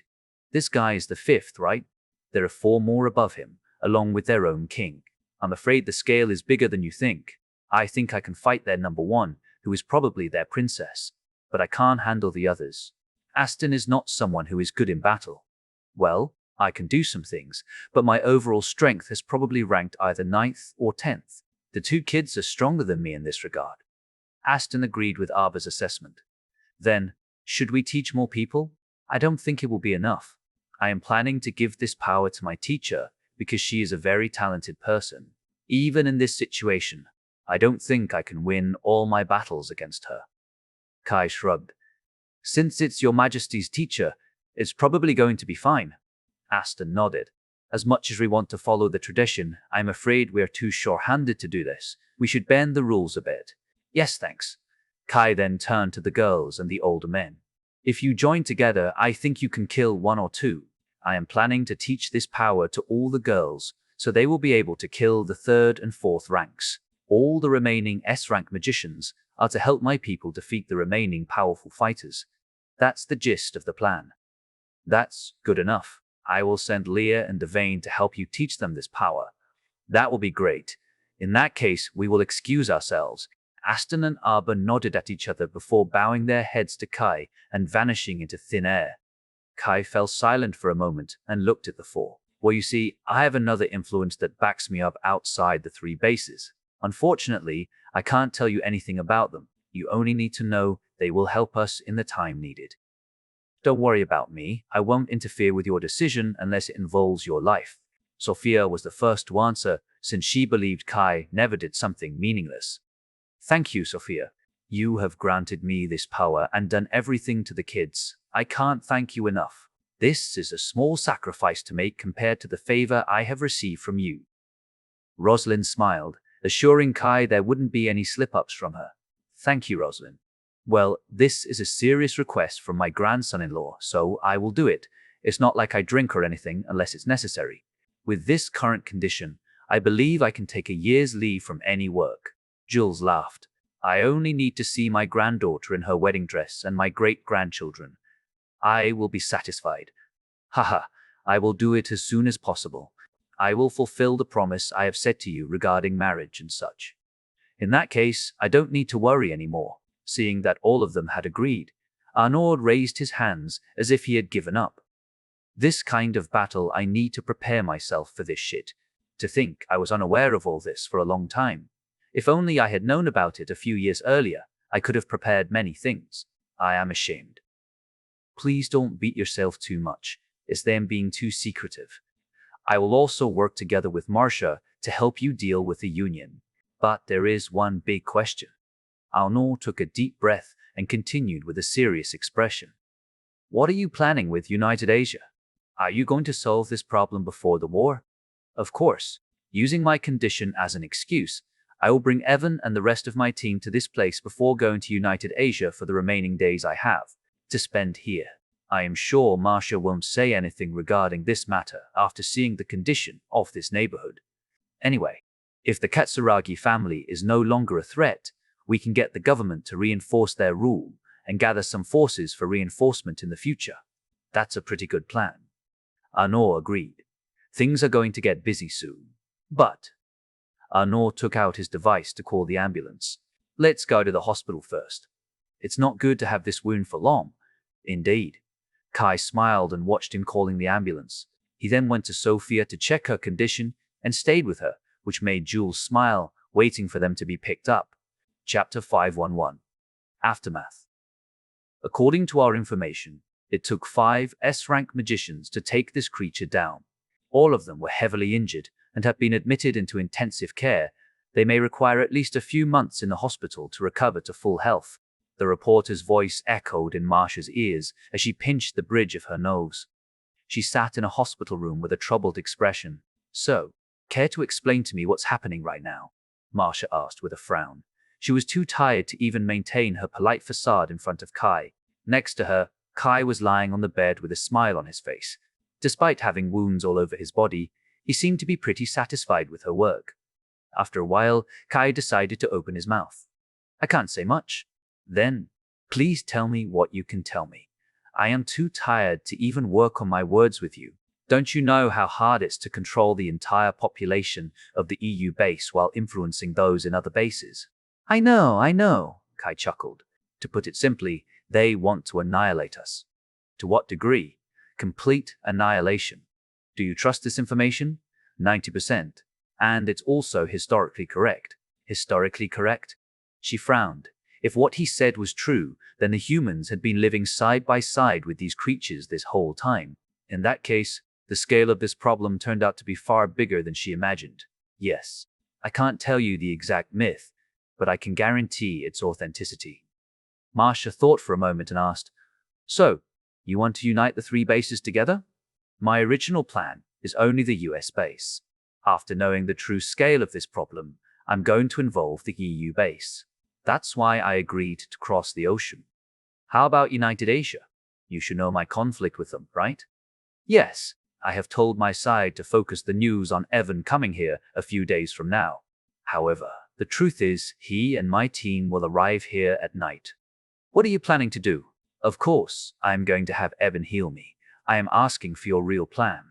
Marcia raised her voice. Those few days will be enough for me to eliminate the Katsuragi family. With the conflict between me and the Katsuragi family, in the worst case, they will be swayed by the enemy. I'm sure you can understand the impact on the coalition, no? Yes, I can see the chaotic situation ahead. So, you want me to hide the fact that you have recovered? Yep. Kai nodded with a smile. That's easy. I can do that immediately. In fact, I can prepare the plane for you. That will be good. But it's better to send me to Korea instead. I will use teleportation magic to get there so as to not alert the enemy. Sure. In that case, we need to send you a bit farther to avoid anyone from spotting us, and you may need to jump off the plane. That's okay, as long as we can get a ride to conserve our stamina. 3 days will be enough to resolve this conflict. I understand. She thought for a moment and asked, What will you do after destroying the Katsuragi family? It's your job, you know. I feel like my days are going to be ruined if I know you sooner. Marcia scratched the back of her head. There will only be work and work because of you. Ahaha. Kai chuckled, not denying it. I wonder what the payment for working like this is. Marcia let out a long sigh. How about you take me as your wife too? That way, you can get someone in the EU base who has control over the Union and a sexy wife at night. I will be too tired to do it. Although I don't mean to be rude to you or the other girls, you're too much for me to handle. I feel like you're going to take advantage of me on every occasion. To not disturb the harmony, I am afraid I can't even consider that proposal. My question still stands. What's the payment for these extra works? Kai gently stroked his cheek and said with an unsure tone, I will tell you every secret regarding my identity together with the enemy after everything is over. How about that? That's interesting, Marsha nodded. Though, I may need to ask for a bonus later. I will think about it. Kai laughed and said, Anyway, I am going to tell you my next plan to fight them. Sure, tell me everything, Marsha nodded. 3 hours later, Marsha's butler, the acting Prime Minister of Sweden, stood in front of everyone and the media to announce a few things. Next to him was a large screen where he would post every picture related to what he wanted to say. There were many reporters that prepared to ask him many questions. So, when he arrived in front of the podium, he hurriedly opened his mouth. I am happy to be here to clarify all the things happening recently. As you may be aware, yesterday we got the news about Kai Carter and 4 other S-rank magicians joining hands to defeat a single creature. First of all, I'm going to explain to you this creature first. They are another intelligent creature that seems to have inhabited the Earth since a long time ago, alongside the human. However, due to them living under the ocean, we have no knowledge about them. We don't have much knowledge about them except we have been fighting them since 2 years ago on our border. Because of the importance of their intelligence, we need to conceal the truth about it to prevent anyone from joining their side for one reason. Their one and only ambition is to annihilate humanity and bring us to extinction. I am sure all of you know about it. If someone wants to create chaos, they will come to them.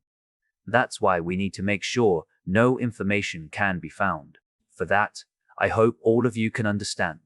I will answer 3 questions regarding them. All people quickly raised their hands. He chose one of them. For what reason do they want to annihilate us? That's something we can't verify yet.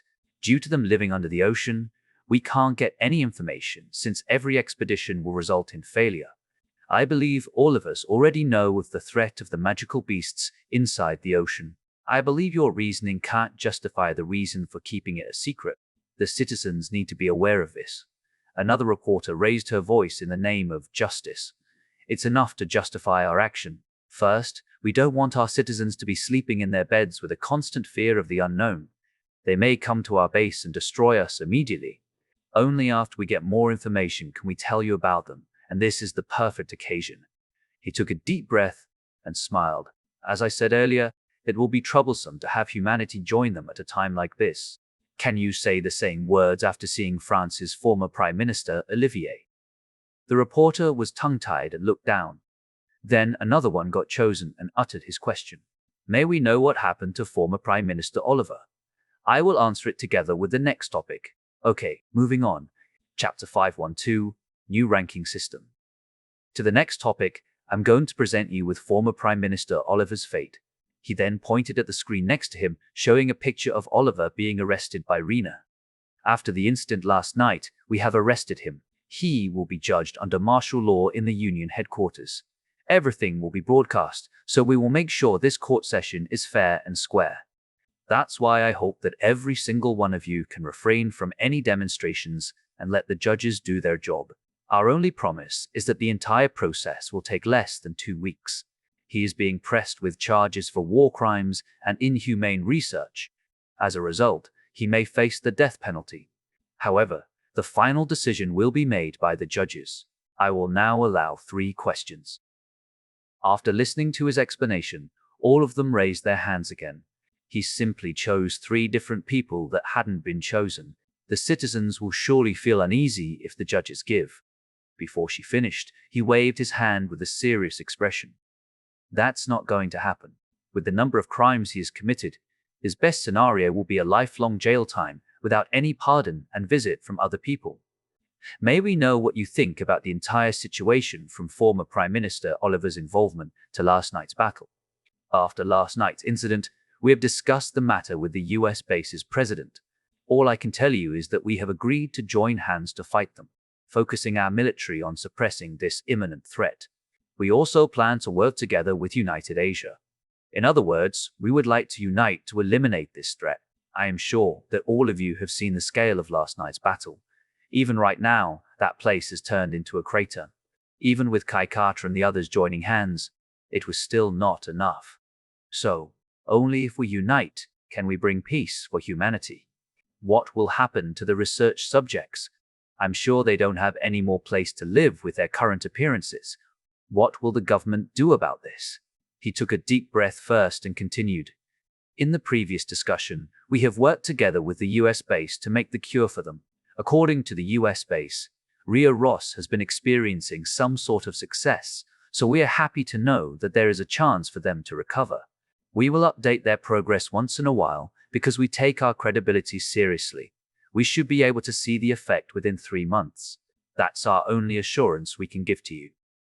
After that, the butler continued with a more interesting topic. In any case, I'm going to go back to the second question. Because of the threat of our enemy that has surpassed our imagination, we are going to add some more classification to our classification system. President Brent has also approved of this classification system. Hence, I declare that above S rank will have SS rank and SSS rank. S rank magical beast has enough intelligence and power to turn the entire wasteland into a wasteland while bringing many monsters. The mole that has appeared in the US base recently is an example. As for SS rank magical beast, they have enough strength to destroy a single city in one single attack. Back then, the S rank spider that the US base took down could actually cover the city with white thread in one single attack. Hence, this monster shall be classified as SS rank magical beast. Last but not least, SSS rank magical beast. They are the magical beast that has enough strength to turn the entire base into a wasteland. As much as I hate to say it, the monster we encountered last night was such a beast. If Kai Carter is not a part of the exchange student, there is no telling what will happen to the EU base. That's why we classify them as SSS rank magical beast. If we encounter any stronger monster than this one, we will classify them as one step higher, the supreme rank magical beast. This one can bring chaos to the entire world, and we hope we don't encounter such a beast. To further implement this system, the Union and President Brent have come to an agreement to elevate a few people's ranks. For her achievement on the battlefield, reputation, and strength, we proudly announce that Ria Ross will become an SS rank magician. The same applies to our newly appointed S-rank magicians, Rosalind and Sophia. Although they are still young, our records show they are stronger than S-rank magicians, Jules Campbell, Arnaud Tron, and Rena Alberona. Hence, Rosalind and Sophia Campbell are to become SS rank magicians as of today. We are hoping to see their future achievements. Last but not least, with his martial prowess, warfare achievement, and the fact that he has killed multiple invaders and led the entire team to kill last night's enemy, we proudly announce to every person in this world that Kai Carter is the one and only SSS rank magician. All the necessities will be processed on their own bases. That's all. The butler announced the biggest news of the day. This was also Kai's plan to further accurately measure one's strength to ensure the chain of command. The news spread to all bases in an instant. The people from the EU base were taken aback by this announcement. They felt a bit dissatisfied with Oliver's fate. But since the government wanted to fight for the harshest punishment and eliminate any potential threat, they needed to settle down for the time being. They would move the citizens if the judgment were not to their liking. Little did they know, this kind of movement came from Marcia. She simply wanted to see if there were any more traitors involved with Oliver. She planned to eliminate him and his influence thoroughly after all. They also felt relieved that those who had turned into a monster would have the chance to return to their former selves and start anew. However, the one that shocked them the most was the new ranking system. They never expected to see someone break the norm to the point the government needed to issue a new ranking system just to accommodate him. Kai Carter would indeed go down in history. The EU base knew about his relationship with Sophia, so they felt happy to know that they had some connection with Kai Carter. Those in United Asia felt regretful and demanded their government to take action against their idiotic decision to abandon Kai Carter. After all, the man they abandoned had now turned into the strongest magician in human history. As for the US citizens, they were throwing a celebration. After all, Kai Carter was a kind of celebrity himself. Adored by many, the name of Kai Carter kept echoing among the people's mouths. They were simply proud that Kai Carter was their fellow citizen. At the same time, Rhea Ross was also crowned as a solid SS rank magician, unlike Sophia and Rosalind, whose achievement was still too shallow.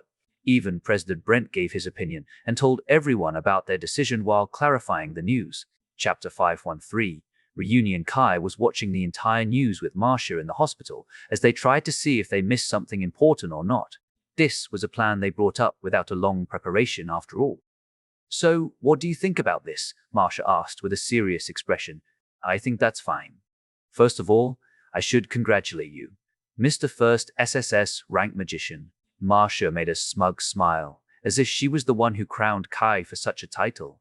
Little did she know, Kai's power would just keep getting stronger as he eventually became the so-called supreme rank. "I wonder how much change you will bring to this world."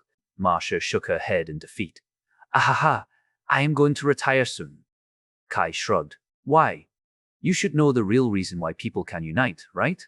So you think magical beasts are necessary, and you're planning to spare the sea invaders. Only the former. I can't afford to do the second one."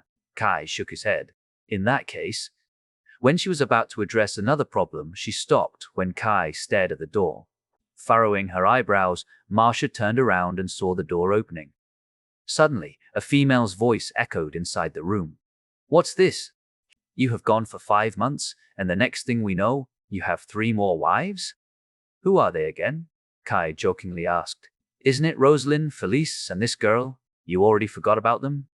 The door was pushed open as a blonde girl entered the room. She was none other than Michelle Graham. Behind her stood Ayaka and Tasha, staring at Marcia with a curious gaze while Evan kept looking left and right, as if he was afraid of something. "Rosalind is not. She is just a good friend. Felice is my student. If she wants to become my little sister or niece, I will allow it, but I don't want to get into another taboo relationship. Tasha is the only one." As for her, Kai took a glance at Marcia's expression. "She is the insane woman who made me swim across the ocean for more than 2 days. Can you do a better introduction?" Marcia rolled her eyes and stood up to greet them. Kai chuckled and introduced her again. "This is Marcia, the current leader of the union. My name is Marcia. It's my pleasure to meet all of you." Marcia politely nodded. Before Michelle said any words, Kai shouted, "Evan, what are you doing?" "I am trying to protect myself from your threat again. Lisa won't be coming here, and I won't call her." Kai shook his head. "There is something more important than her." "You sure?" "Yes. Why are you acting like a scaredy cat even though I tried to help you be more honest with your feelings?" Kai shook his head helplessly. Evan looked away as he couldn't deny it. Although he had yet to admit it because of her age, Evan enjoyed the time they spent together. It would be better if the age problem was settled. "Can you heal me first?" Evan hesitated for a moment before coming over to him and beginning to heal Kai. "What kind of battle did you fight to receive these kinds of wounds? I'm surprised that you're already this cheerful after a fight like that. A normal person would have fallen into a coma, you know. Magic power exhaustion, blood loss, too many wounds on the body, several internal injuries, and broken bones. Ugh. I'm too lazy to even say anything about the minor ones." "Haha." Kai chuckled while everyone turned serious, knowing all these wounds would be fatal to any of them. "I have died 11,000 times. Evan's eyebrows twitched as he knew what he was talking about. He shook his head helplessly while commenting, "You know, that's not the reason you can just give. If I am a real doctor, I would have dissected your body in the name of the operation to see how you can even survive. You sure someone dares to do it?" Kai made a smug smile. "Oh, wait, you haven't heard anything about the news." "The news?" "Yes. It's a long one, but I think you will understand it later." Kai shrugged. "Now that you call us here, what are you planning to do?" "I am thinking about rescuing Ayaka's grandpa while solving the grudges between us and the Katsuragi family. Though, since Evan is not involved in any kind, you can spend your time with Leisa during your stay." Kai smiled. "I am sure you need a healer." "Not really. I don't have any plans to get hurt like this anymore." Kai shook his head. "Of course, if you want to tag along, I don't mind, but is that really what you want to do?" Evan fell silent as the atmosphere turned awkward. Suddenly, he slapped Kai's chest and pushed him back to the bed. "Ah, Kai clicked his tongue and raised his voice. Hey, what are you doing? I am pissed. I want to make you suffer a bit. Evan shrugged while still healing Kai. All right, I apologize, okay? But I truly meant it. You are not involved in this matter, so I don't want you to come together with us. Of course, I won't stop you if you want to come too. Evan paused for 2 minutes before letting out a long sigh. Fine, I'm staying here, but it won't be more than 3 days. Of course, Kai smiled. Since you must be tired today, we will set off tomorrow.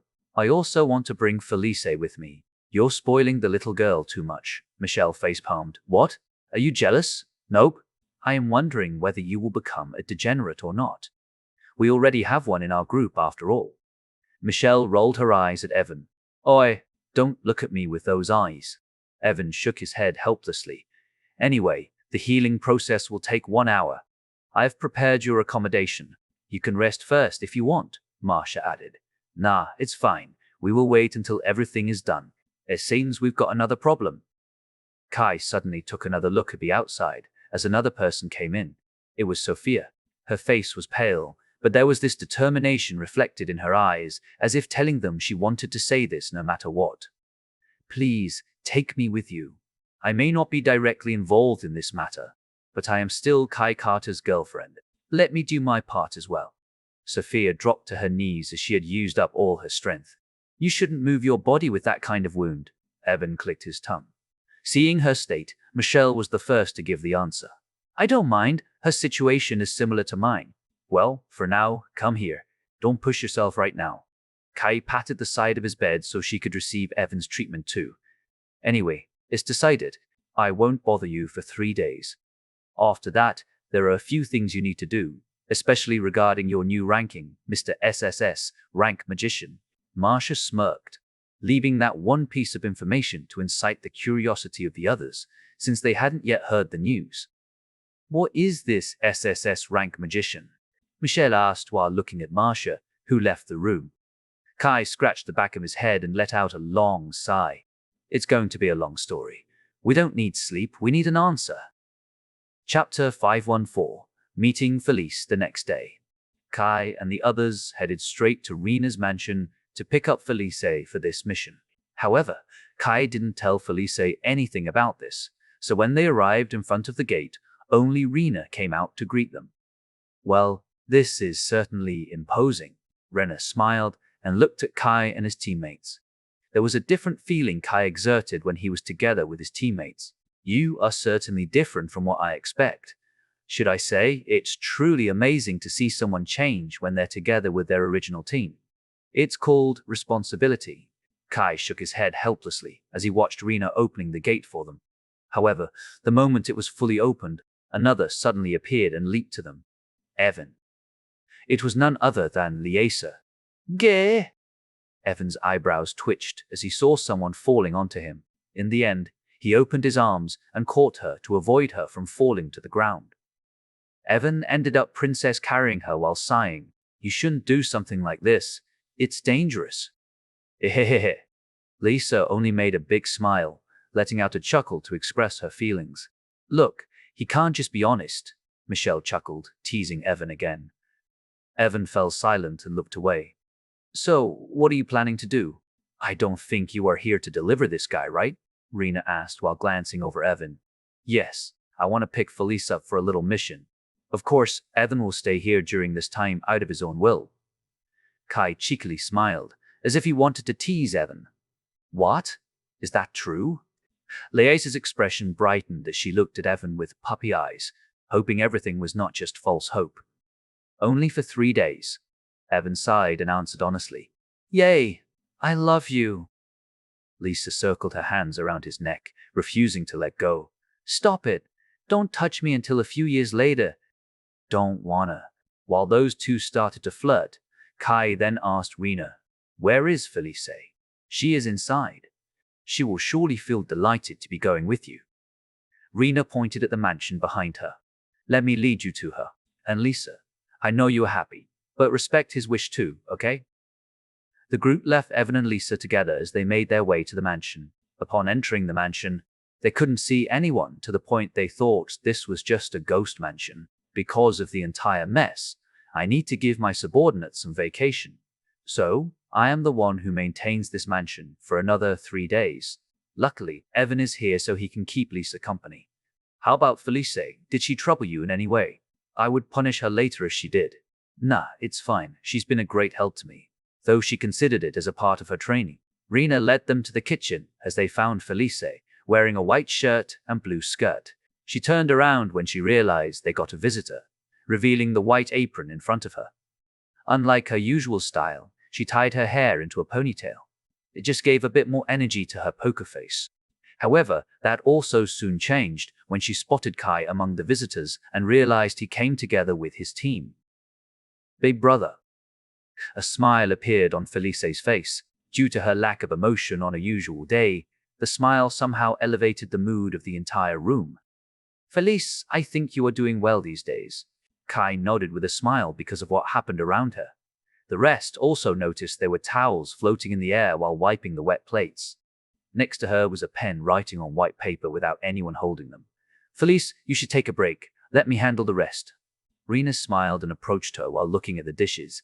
Is that so? Felice thought for a moment and nodded. Yep, you should spend some time with your teacher. I am not his student yet. Felice shook her head. I am just an intern. Haha, whatever. Rena chuckled. And the intern will take the field soon, eh? Felice widened her eyes and looked at Kai before hurriedly putting down all the plates and notes. She then walked to Kai as if expecting a clarification. Yeah, I am planning to take you to United Asia. Kai nodded with a smile. She quickly removed the apron and said, I'm going. Kai patted her head and said, No rush. Change your clothes first and bring some necessities. We can buy clothes in United Asia later. Felice nodded and left the room while holding Kai's hand, wanting to show her room. How have you been? I am good. There is nothing wrong with this place other than the poisonous plants. Is that so? I'm glad then. That's right. You seem to have gotten better control of your own power. Yes. After realizing I don't have enough control to fully utilize my power, it has become my priority. Felice nodded before snapping out of her thoughts. She hurriedly turned around and politely introduced herself.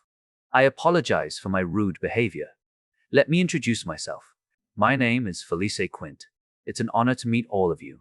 Michelle only smiled because she knew Felice was attached to Kai. Hello, Felice. I'm Michelle Graham. Just call me Michelle. To think Kai would kidnap such a cute girl like you. Wait, isn't that the reason? Yes, big sister Michelle. Felice nodded. And big brother didn't kidnap me. It's my will to follow him. Such an interesting girl. Hello, I'm Kudo Ayaka. Ayaka is my given name, so please call me Ayaka. Ayaka came to her with a gentle expression. Yes, big sister Ayaka. It's my turn, I guess.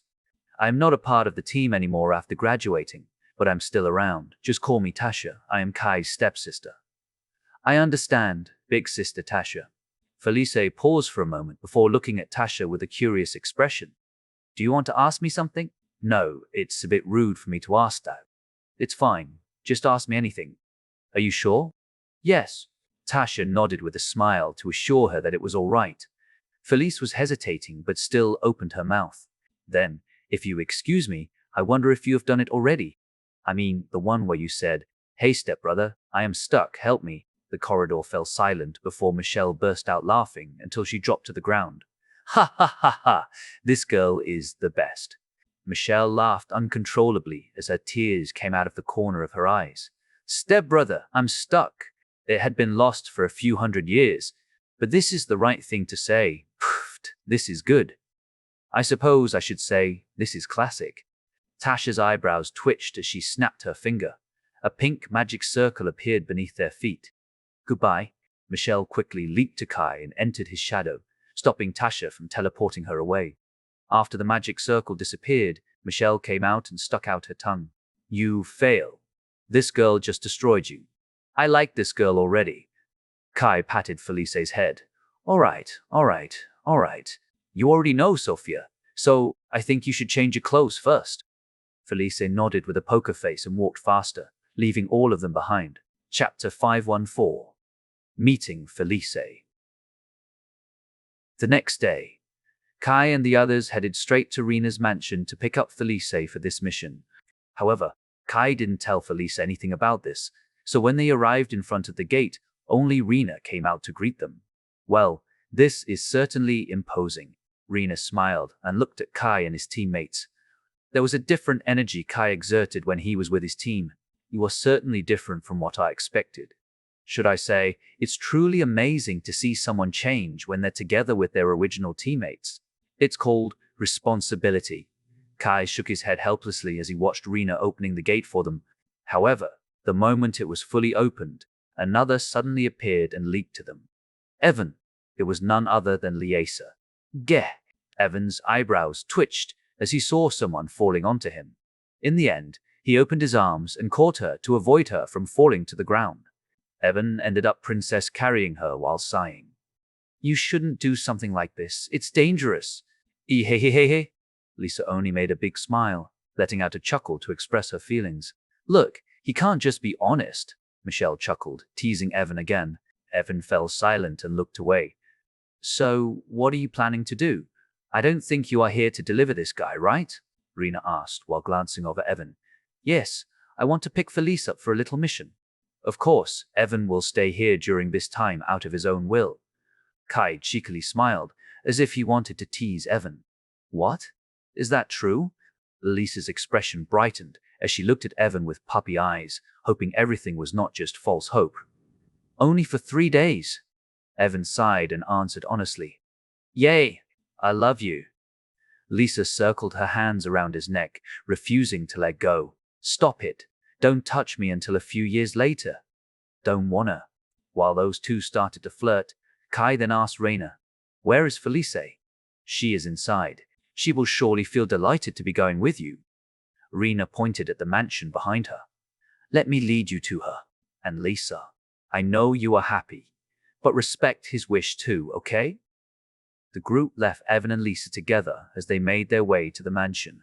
Upon entering the mansion, they couldn't see anyone to the point they thought this was just a ghost mansion. Because of the entire mess, I need to give my subordinates some vacation. So, I am the one who maintains this mansion for another 3 days. Luckily, Evan is here so he can keep Lisa company. How about Felice? Did she trouble you in any way? I would punish her later if she did. Nah, it's fine. She's been a great help to me, though she considered it as a part of her training. Rena led them to the kitchen as they found Felice wearing a white shirt and blue skirt. She turned around when she realized they got a visitor, revealing the white apron in front of her. Unlike her usual style, she tied her hair into a ponytail. It just gave a bit more energy to her poker face. However, that also soon changed when she spotted Kai among the visitors and realized he came together with his team. Big brother? A smile appeared on Felice's face. Due to her lack of emotion on a usual day, the smile somehow elevated the mood of the entire room. Felice, I think you are doing well these days. Kai nodded with a smile because of what happened around her. The rest also noticed there were towels floating in the air while wiping the wet plates. Next to her was a pen writing on white paper without anyone holding them. Felice, you should take a break. Let me handle the rest. Rena smiled and approached her while looking at the dishes. Is that so? Felice thought for a moment and nodded. Yep, you should spend some time with your teacher. I am not his student yet. Felice shook her head. I am just an intern. Haha, whatever. Rena chuckled. And the intern will take the field soon, eh? Felisa widened her eyes and looked at Kai before hurriedly putting down all the plates and notes. She then walked to Kai, as if expecting a clarification. Yeah, I am planning to take you to United Asia. Kai nodded with a smile. She quickly removed the apron and said, I'm going. Kai patted her head and said, No rush. Change your clothes first and bring some necessities. We can buy clothes in United Asia later. Felice nodded and left the room while holding Kai's hand, wanting to show her room. How have you been? I am good. There is nothing wrong with this place other than the poisonous plants. Is that so? I'm glad then. That's right. You seem to have gotten better control of your own power.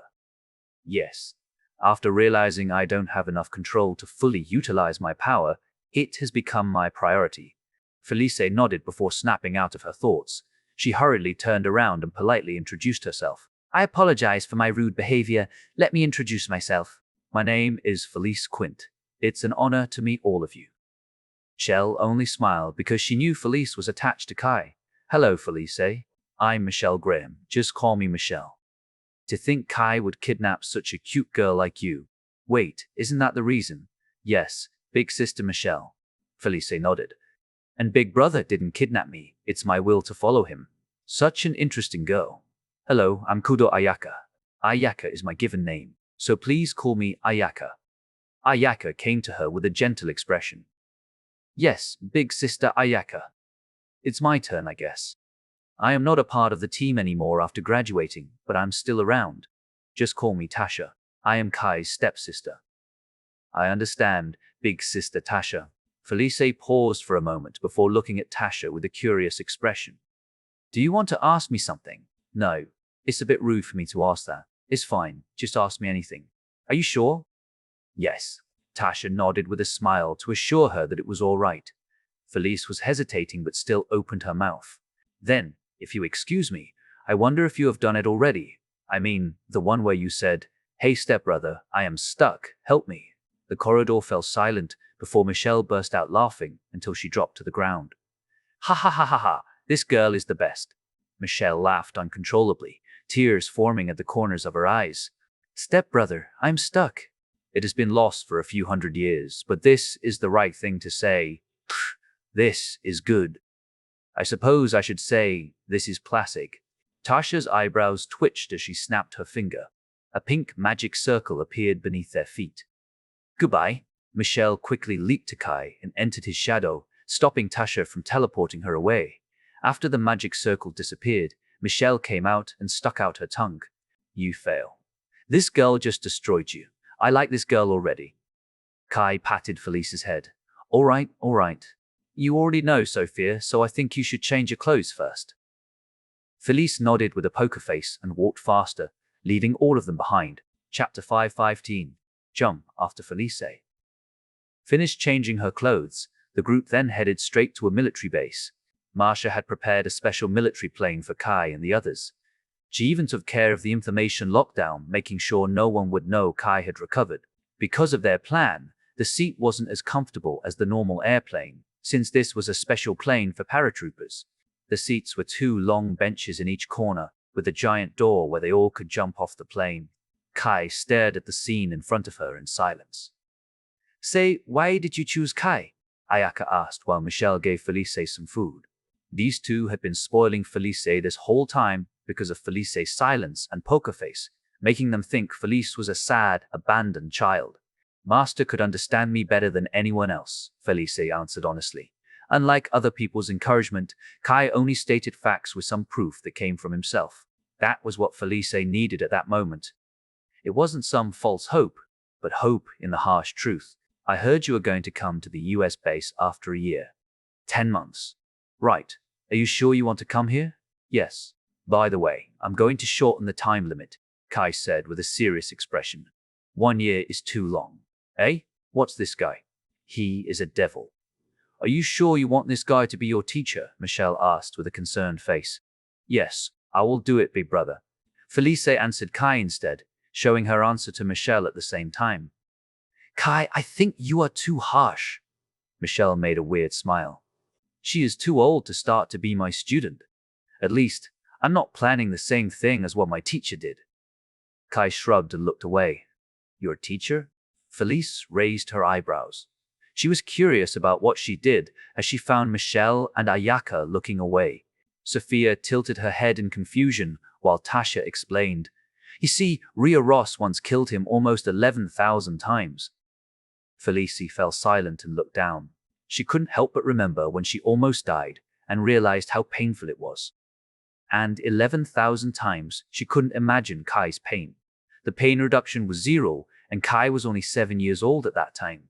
Tasha continued, If I'm not wrong, it's within a year. Felice looked at Kai with admiration. Teacher, how could you even withstand something like that? Normal people would have gone crazy already. Even I probably can only reach 1,000. At that point, I may have started changing to something unknown. I was terrified and got a trauma after that, to the point I wouldn't even call my teacher when I needed her the most and almost died because of it, Kai added with a serious expression, telling her that it was hard for him, Felice nodded in understanding. Even so, she thought Kai was amazing that it only reached that point. She believed Kai would flinch or had some sort of psychological disorder from just hearing her name, but she knew Kai and Ria Ross had mended their relationship, becoming a better teacher and student. That was why she admired Kai deeply for withstanding such a torturous experience. Anyway, getting accustomed to death will make you lose your fear. However, fear itself is not a bad thing. It's something that shows you your weakness. After that, you just need to overcome it and grow stronger and kinder. That's what I believe. Kai smiled. I understand. I will follow Big Brother's instructions without a fuss. Felice nodded with a serious expression. I will get stronger and not tarnish your name. It's not that important. Just walk at your own pace. I'd rather see you relying on me than having you break because of the pressure. Kai came to her, bent his knees, and patted her head. Understand? Felice made a big smile and nodded. After a long talk, they finally arrived above Korea as the pilot came out of the cockpit to inform them. Sir, we have arrived in Korea, only 3 minutes away from our destination. Thank you. No, sir, we should be the ones thanking you. If you were not in the EU base, we would have experienced a catastrophe. It's our pleasure to help you. The soldier saluted. Kai straightened his back, saluted, and extended his hand, shaking the soldier's hand. Good luck, sir. You too. Be careful on the way back. Kai then asked. Open the door. Yes, sir. The soldier then quickly made his way to the door. Meanwhile, Felice tilted her head as she didn't know about the plan yet. What are you planning to do, big brother? We are getting off right now. Eh? But we are still in the air. Of course. What's the point of jumping down if we are not in the air? Kai smiled. What? Are you afraid of heights? Not really. But there's no parachute around here. Felice shook her head. Why do you even need one? Kai furrowed his eyebrows. Your power alone can make you float. Yes, Kai covered her mouth with his finger. It's okay, just follow me. Felice wanted to say something, but Kai already jumped together with her, falling freely. The rest soon followed. Yahoo! Felice panicked a bit. She knew Kai also had enough power to stop the fall, but it was too reckless from her point of view. However, when she was about to say something, she was stunned by the view from the sky.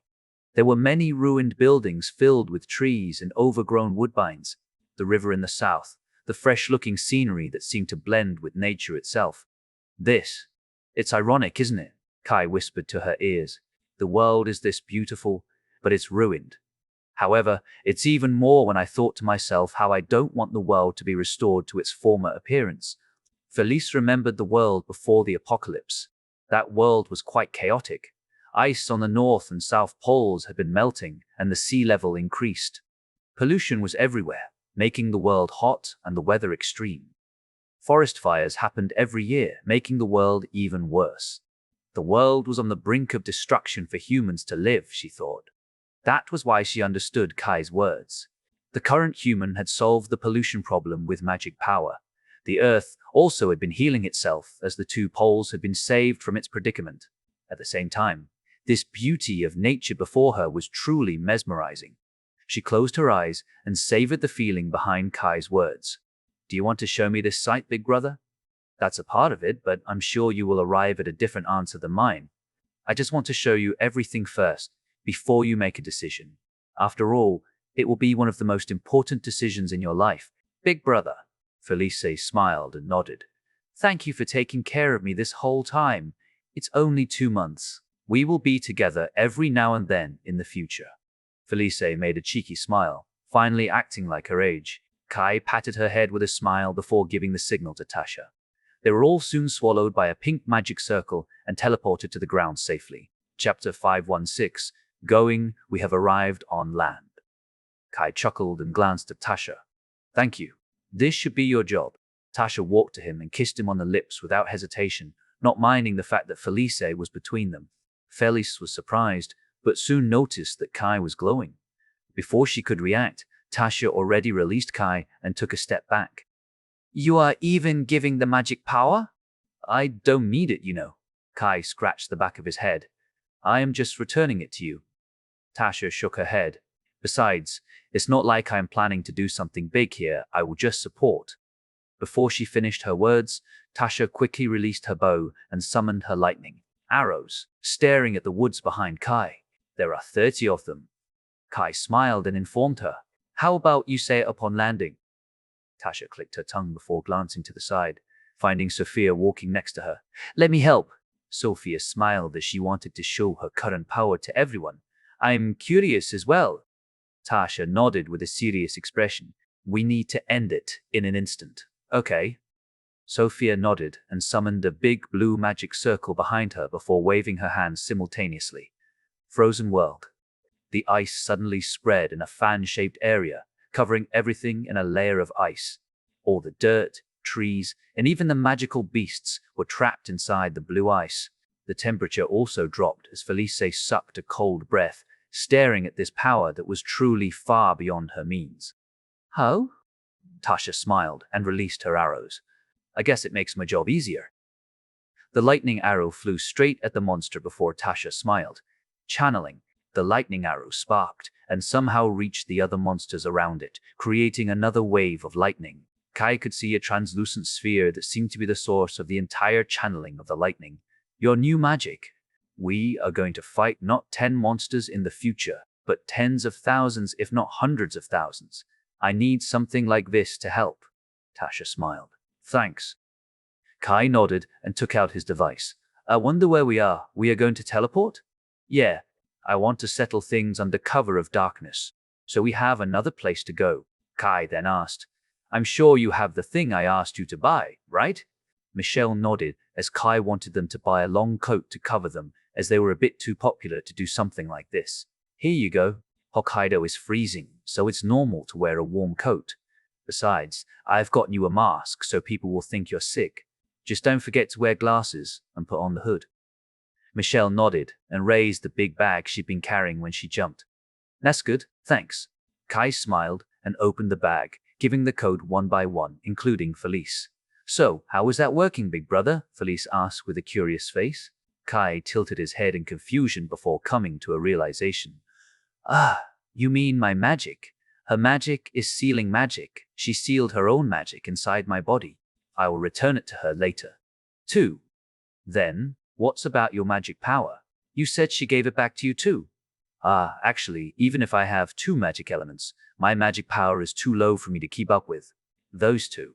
Kai gave me 90% of my current magic, which is all of his magic, Tasha explained. In my previous state, it would be hard for me to even keep my B-rank magician identity, let alone becoming an S-rank.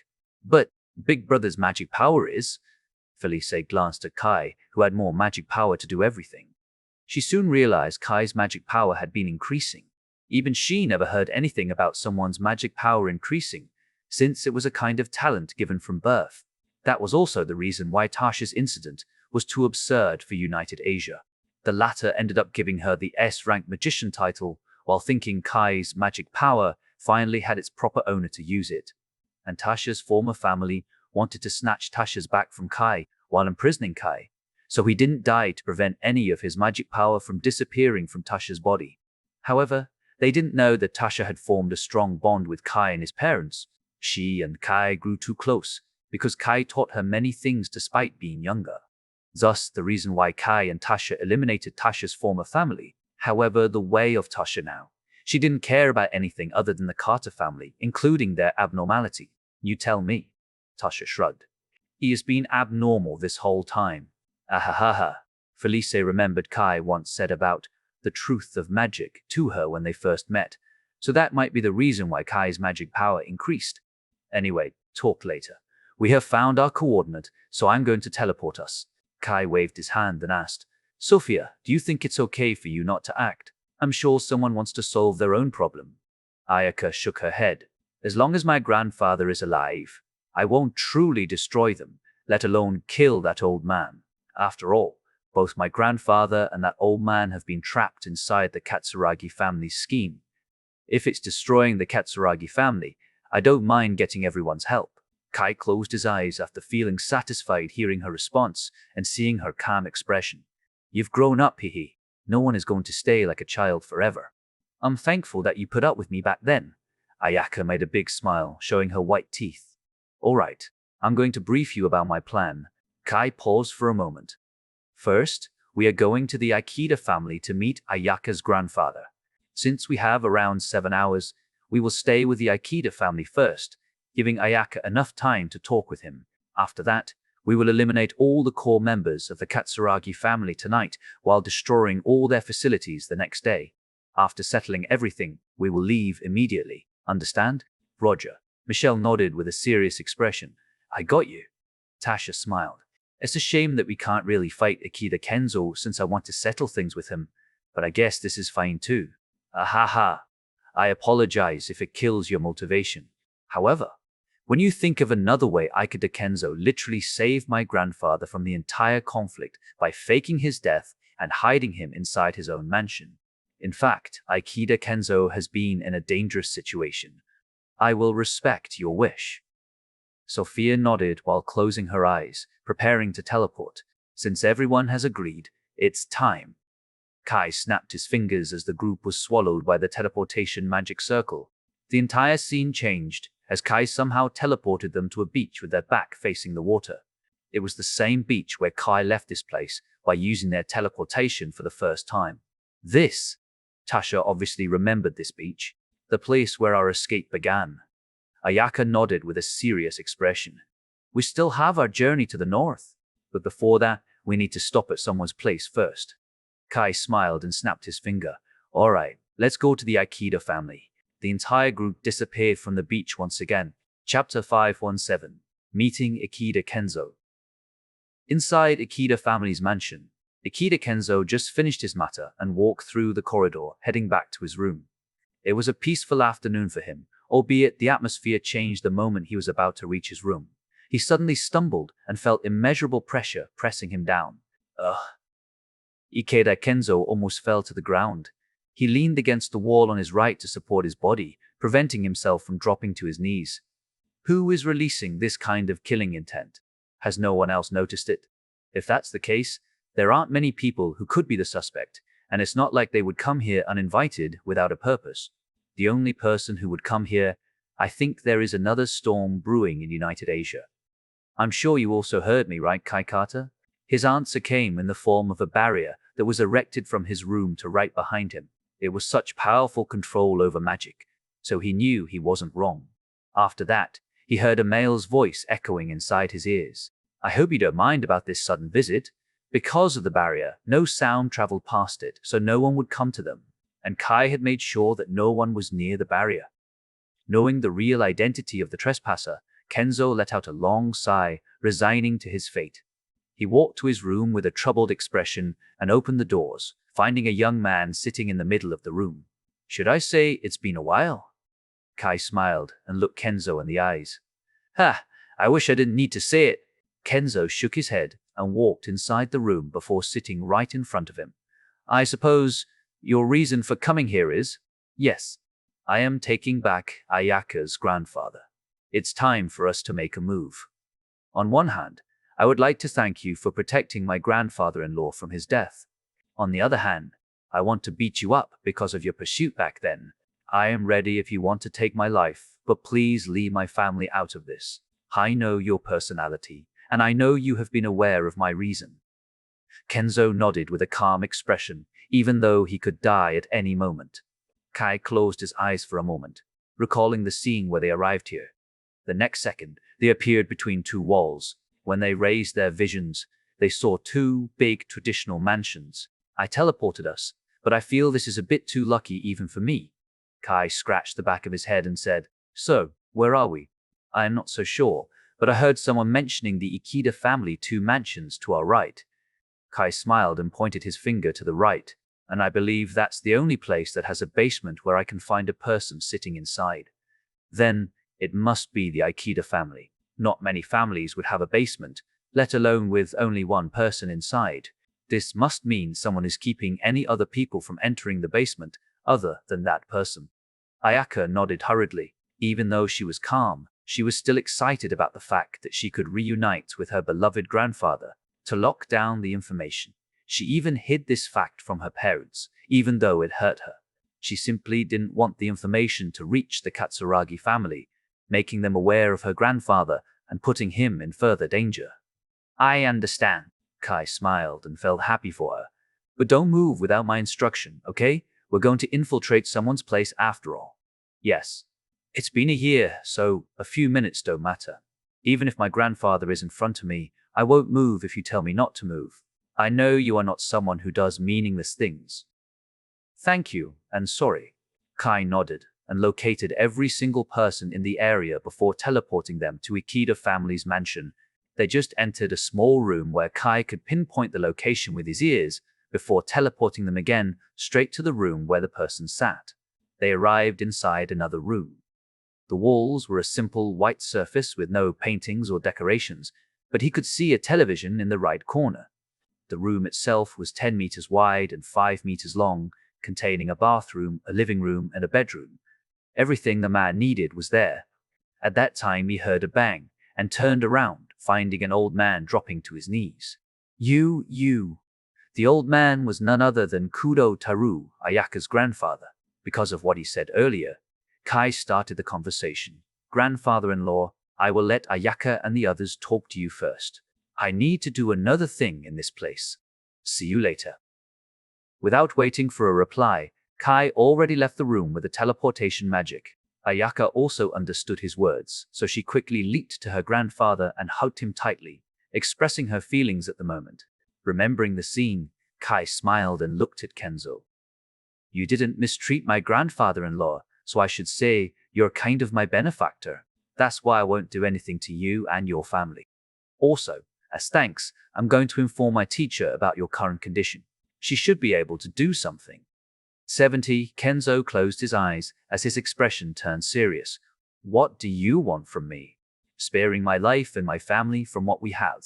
No, from what I have done to you, it's enough for the favor. As for the second one, I'm sure it's not. No, it's truly my way to repay my favor. However, I do indeed have one request. Say it. I hope you can stop your relationship with the Katsuragi family. I don't want to kill someone unnecessary in the big picture. Kenzo let out a long sigh. I guess that's my only option.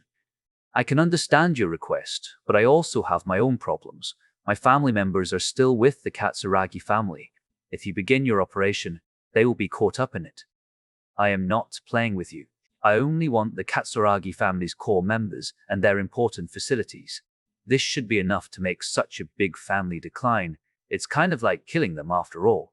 I also know that the Katsuragi family is still an important piece of United Asia, so I won't destroy them by my own hand.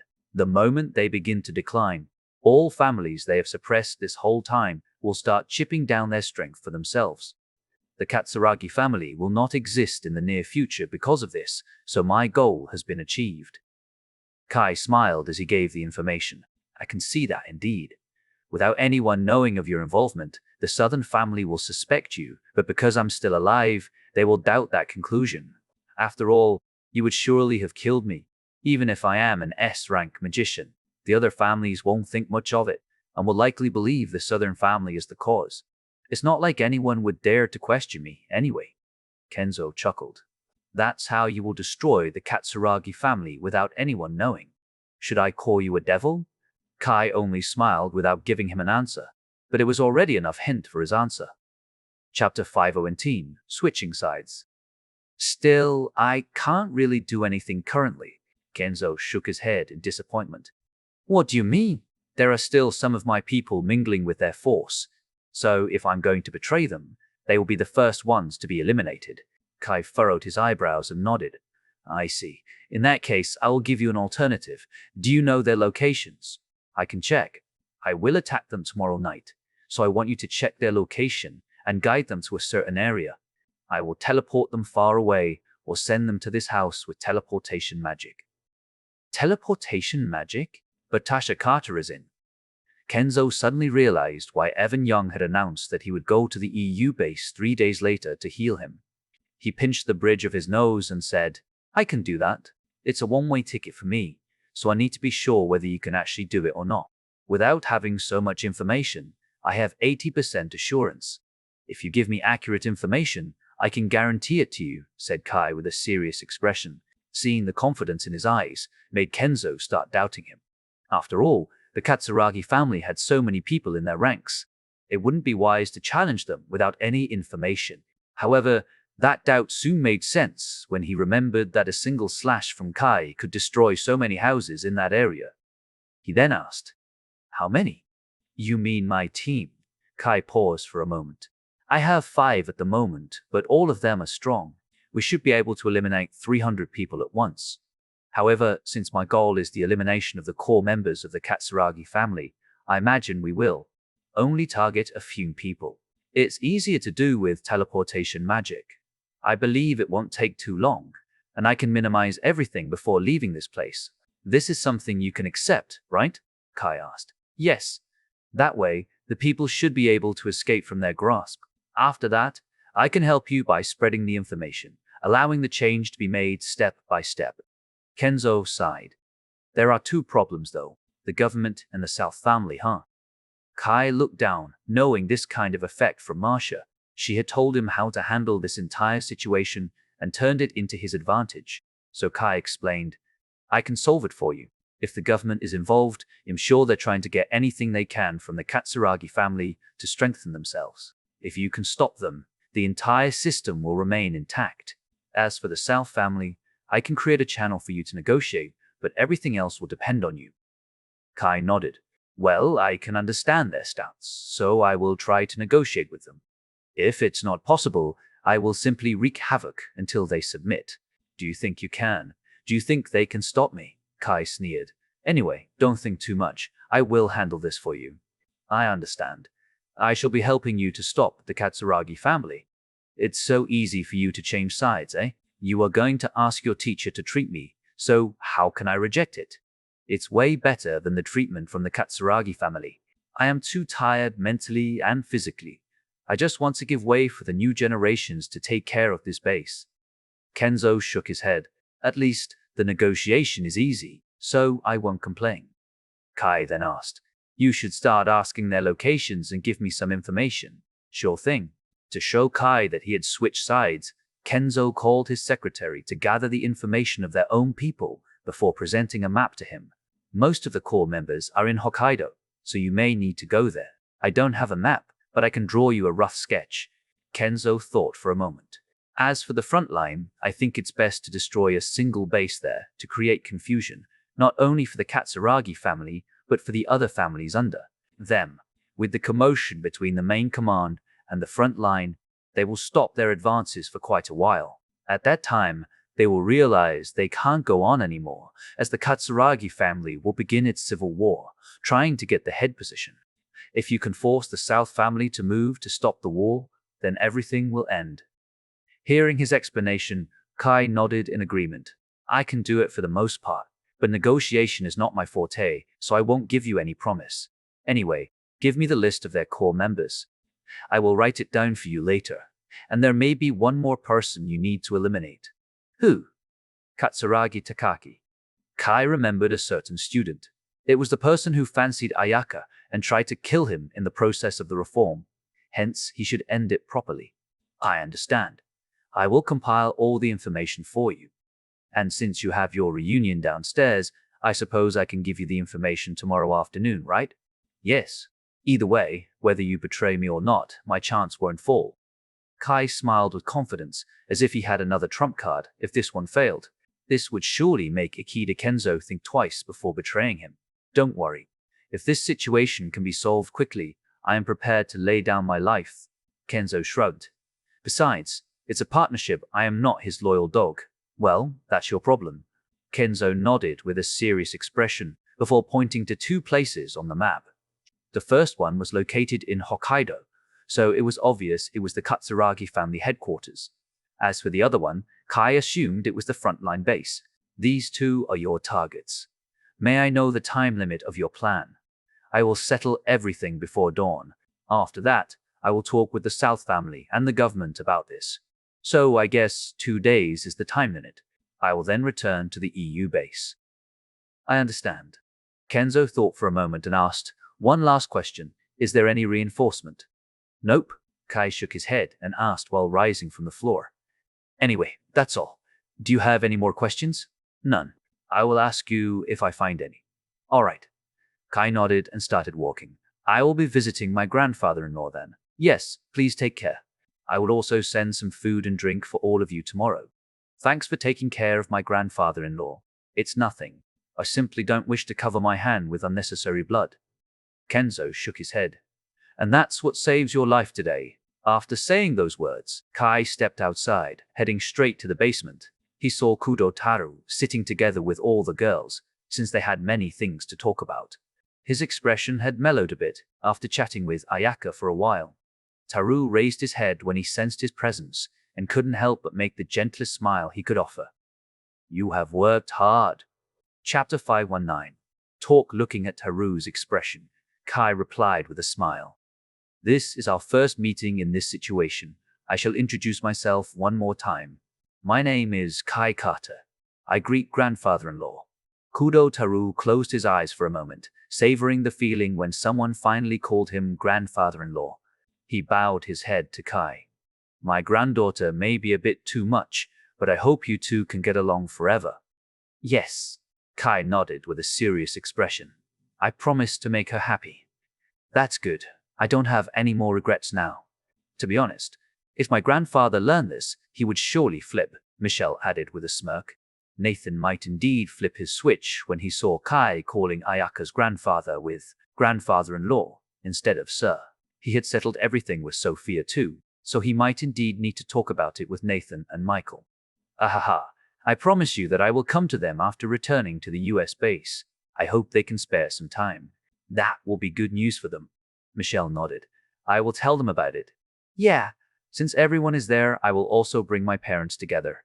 I will leave everything in your hand.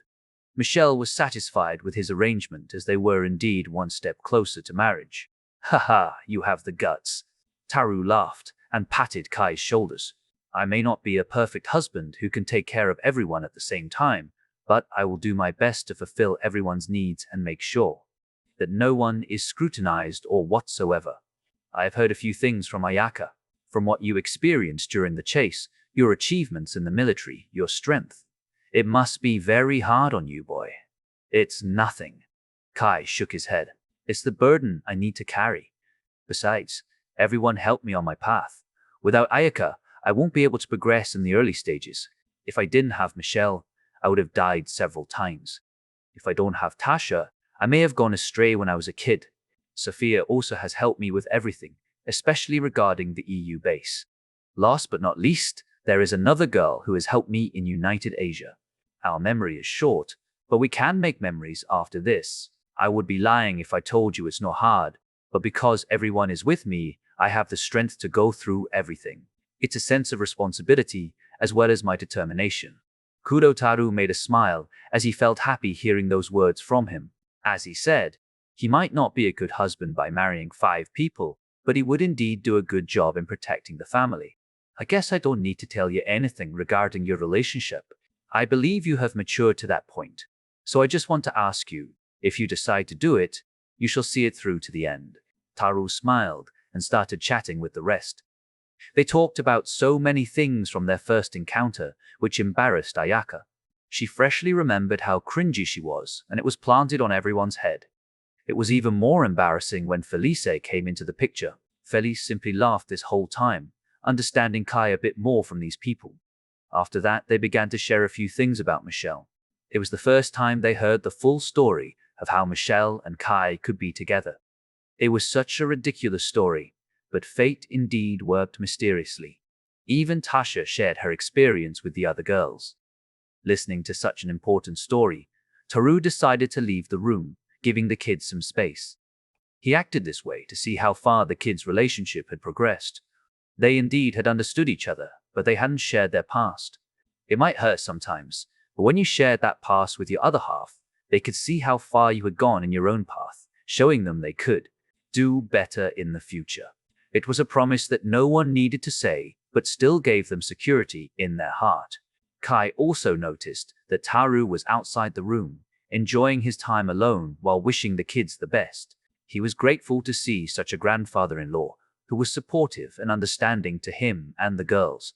In the end, Kai also told them his relationship with Felice since no one had heard about it yet, except Sophia. Even Sophia didn't know everything, as she was too busy with the kids back then. After a long talk, they had some sleep to prepare for their mission tomorrow night. Kai also asked whether Taru wanted to join them to resolve some grudges against the Katsuragi family, which he promptly declined after knowing Kai had enough strength to handle everything. He seemed to be similar to Ikeda Kenzo and had been talking to him this whole time. They even became a chess buddy, since only Ikeda Kenzo knew him residing in this basement. After a few considerations, Kai decided to focus on doing everything with only the other 5 girls. He might fetch Haruko, but he wanted to solve everything first before visiting the Oni village. Kai simply wanted her family to return to their own home so they could talk about marriage and other stuff. Ikeda Kenzo also came to him the next day. As promised, he sent all the information he had to Kai before consulting a few stuff. They decided the location of the pickup as well as the timing, as Kenzo tried to rescue every single member of his family. But Kai also found something weird in Kenzo's report. He told him that Katsuragi Akagi, the current leader of the Katsuragi family, seemed to have another trump card other than him. This was also the reason why Katsuragi Akagi didn't fear Kenzo, even after realizing Kenzo had enough strength to oppose him the moment he switched sides. This piqued Kai's interest because he could only think of one thing. Just like the EU base that had been corrupted by those sea invaders, Kai believed this trump card was related to them. The information allowed him to know what he wanted to do in this mission. It might annoy his friend a little bit, but it shouldn't be that harsh because of the importance of their talks. When the night came, Kai finally gathered all the girls and said, "Tonight, we have a total of 300 people to kill, separated in 2 locations. Felice, you don't need to kill currently since I want to have you learn how to do something like this. After that, I don't mind letting you do something in the future mission. For now, just observe, okay?" "I understand." Although reluctantly, Felice still complied. "We will stay together for most of the time because it's more convenient to do it with the teleportation magic instead of sneaking around, and my ears can locate them easily. So yeah, support each other and fight. I want to show you something important later, so that's all." Kai smiled and rose from the floor. "Are you ready?" With serious expressions planted on their faces, the girls followed him and nodded their heads. They all turned to Kudotaru first and said, "We are going. Be careful out there." Kai then snapped his finger, summoning the teleportation magic circle to transport them to their destination. Chapter 520, Preparation. The atmosphere turned chilly as they appeared in the middle of nowhere. All directions were covered with plain white snow that seemed to have never been contaminated by any human activities. "It's becoming chilly right now." Michelle sighed. "Luckily, we have prepared for it by wearing these warm clothes. Anyway, it's not like we are here to sightsee." Kai shrugged and closed his eyes, listening to his surroundings. He quickly teleported them to another place, and did it several times because he couldn't really do a direct one without enough information. The defense of this place would be far higher than the Ikeda family after all. The group got closer and closer before entering the city. This was the main city in Hokkaido, Sapporo, so he needed to be extra careful to differentiate which ones were his enemies and which were not. Kai ended up teleporting them above a quite tall building where they could move around without anyone looking at them. After all, there was supposed to be no one on the roof at this point other than for surveillance purposes. "Big brother, is there a reason why we don't take the highest building here?" Felice asked with an innocent face, not understanding why Kai chose a 4 stories building, even though there were a few taller buildings a bit farther from them. "2 reasons. Kai raised 2 fingers. "First, the tallest building may not be a good place to scout your enemy because it has a unique point of view, making your enemy aware of your position right away. For example, if you are a sniper and you attack someone from the tallest building, what will your enemy do? The elevation will be too high, so it's easy to pinpoint the direction of the bullet, making my position known within seconds." "Ah, I see. So, even though the tallest building gives us advantages, sometimes the disadvantages outweigh the advantages." "Correct. But you have your teleportation magic. It's as simple as covering your tracks, not letting your enemy get any information about you.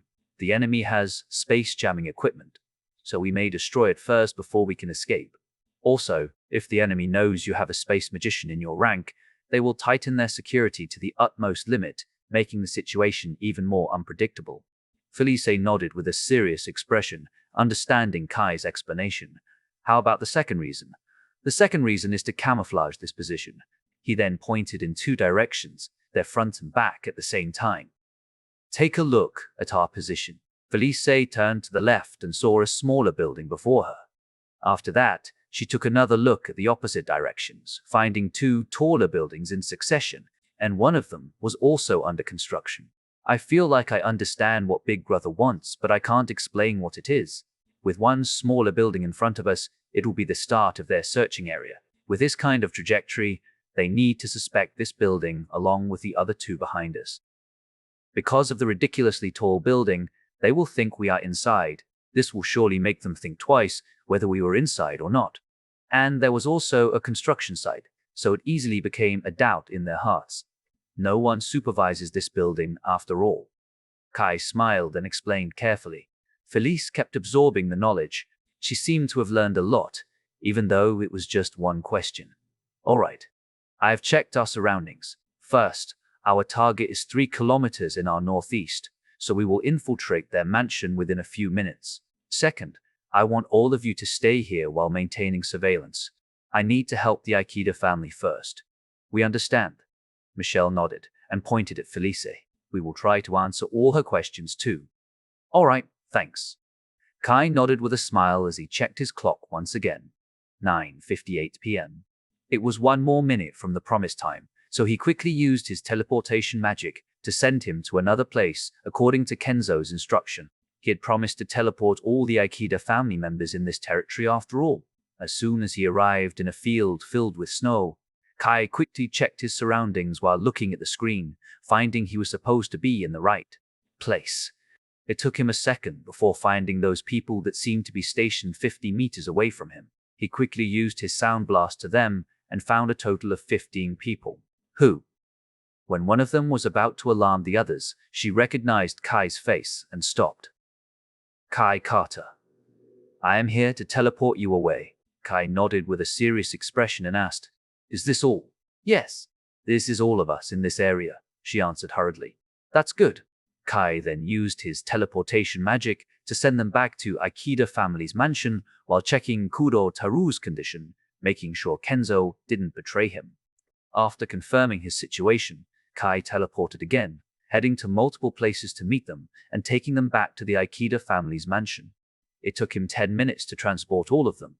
But before he returned to his team to raid the Katsuragi family's mansion, he chose to visit Kudo Tarao. Noticing his presence, Taru raised his eyebrows in surprise and asked with a smile, Do you need anything from me? Kai took a deep breath and asked with a serious expression, I would like to bring you away from this place. Ho? Although I can see why there is no need to bring you out of this place, I can't trust my enemy even if he has switched sides. Leaving you earlier is a part of my plan because I want all of them to think you are here. With this plan, I will be safe from the danger. He smiled. Yes, I apologize for not consulting you first and talk to the others. To fool your enemy, you need to fool your ally. I can understand what you did there.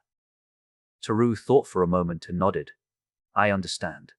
Since this is a request from my grandson-in-law, I will leave this place. That's good. I will send you to a hotel in Osaka, the place that has yet to become a battlefield. I will bring you back in 2 days. Sure. I can stay quiet during those 2 days. Thank you, Kai smiled.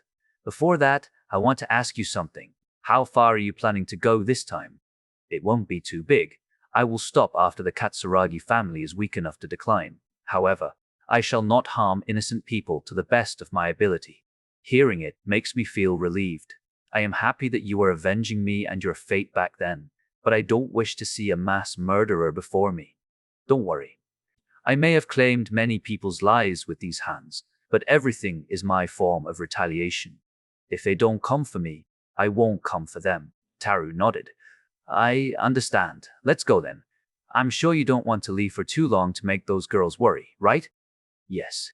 Kai snapped his fingers as he summoned the teleportation magic circle.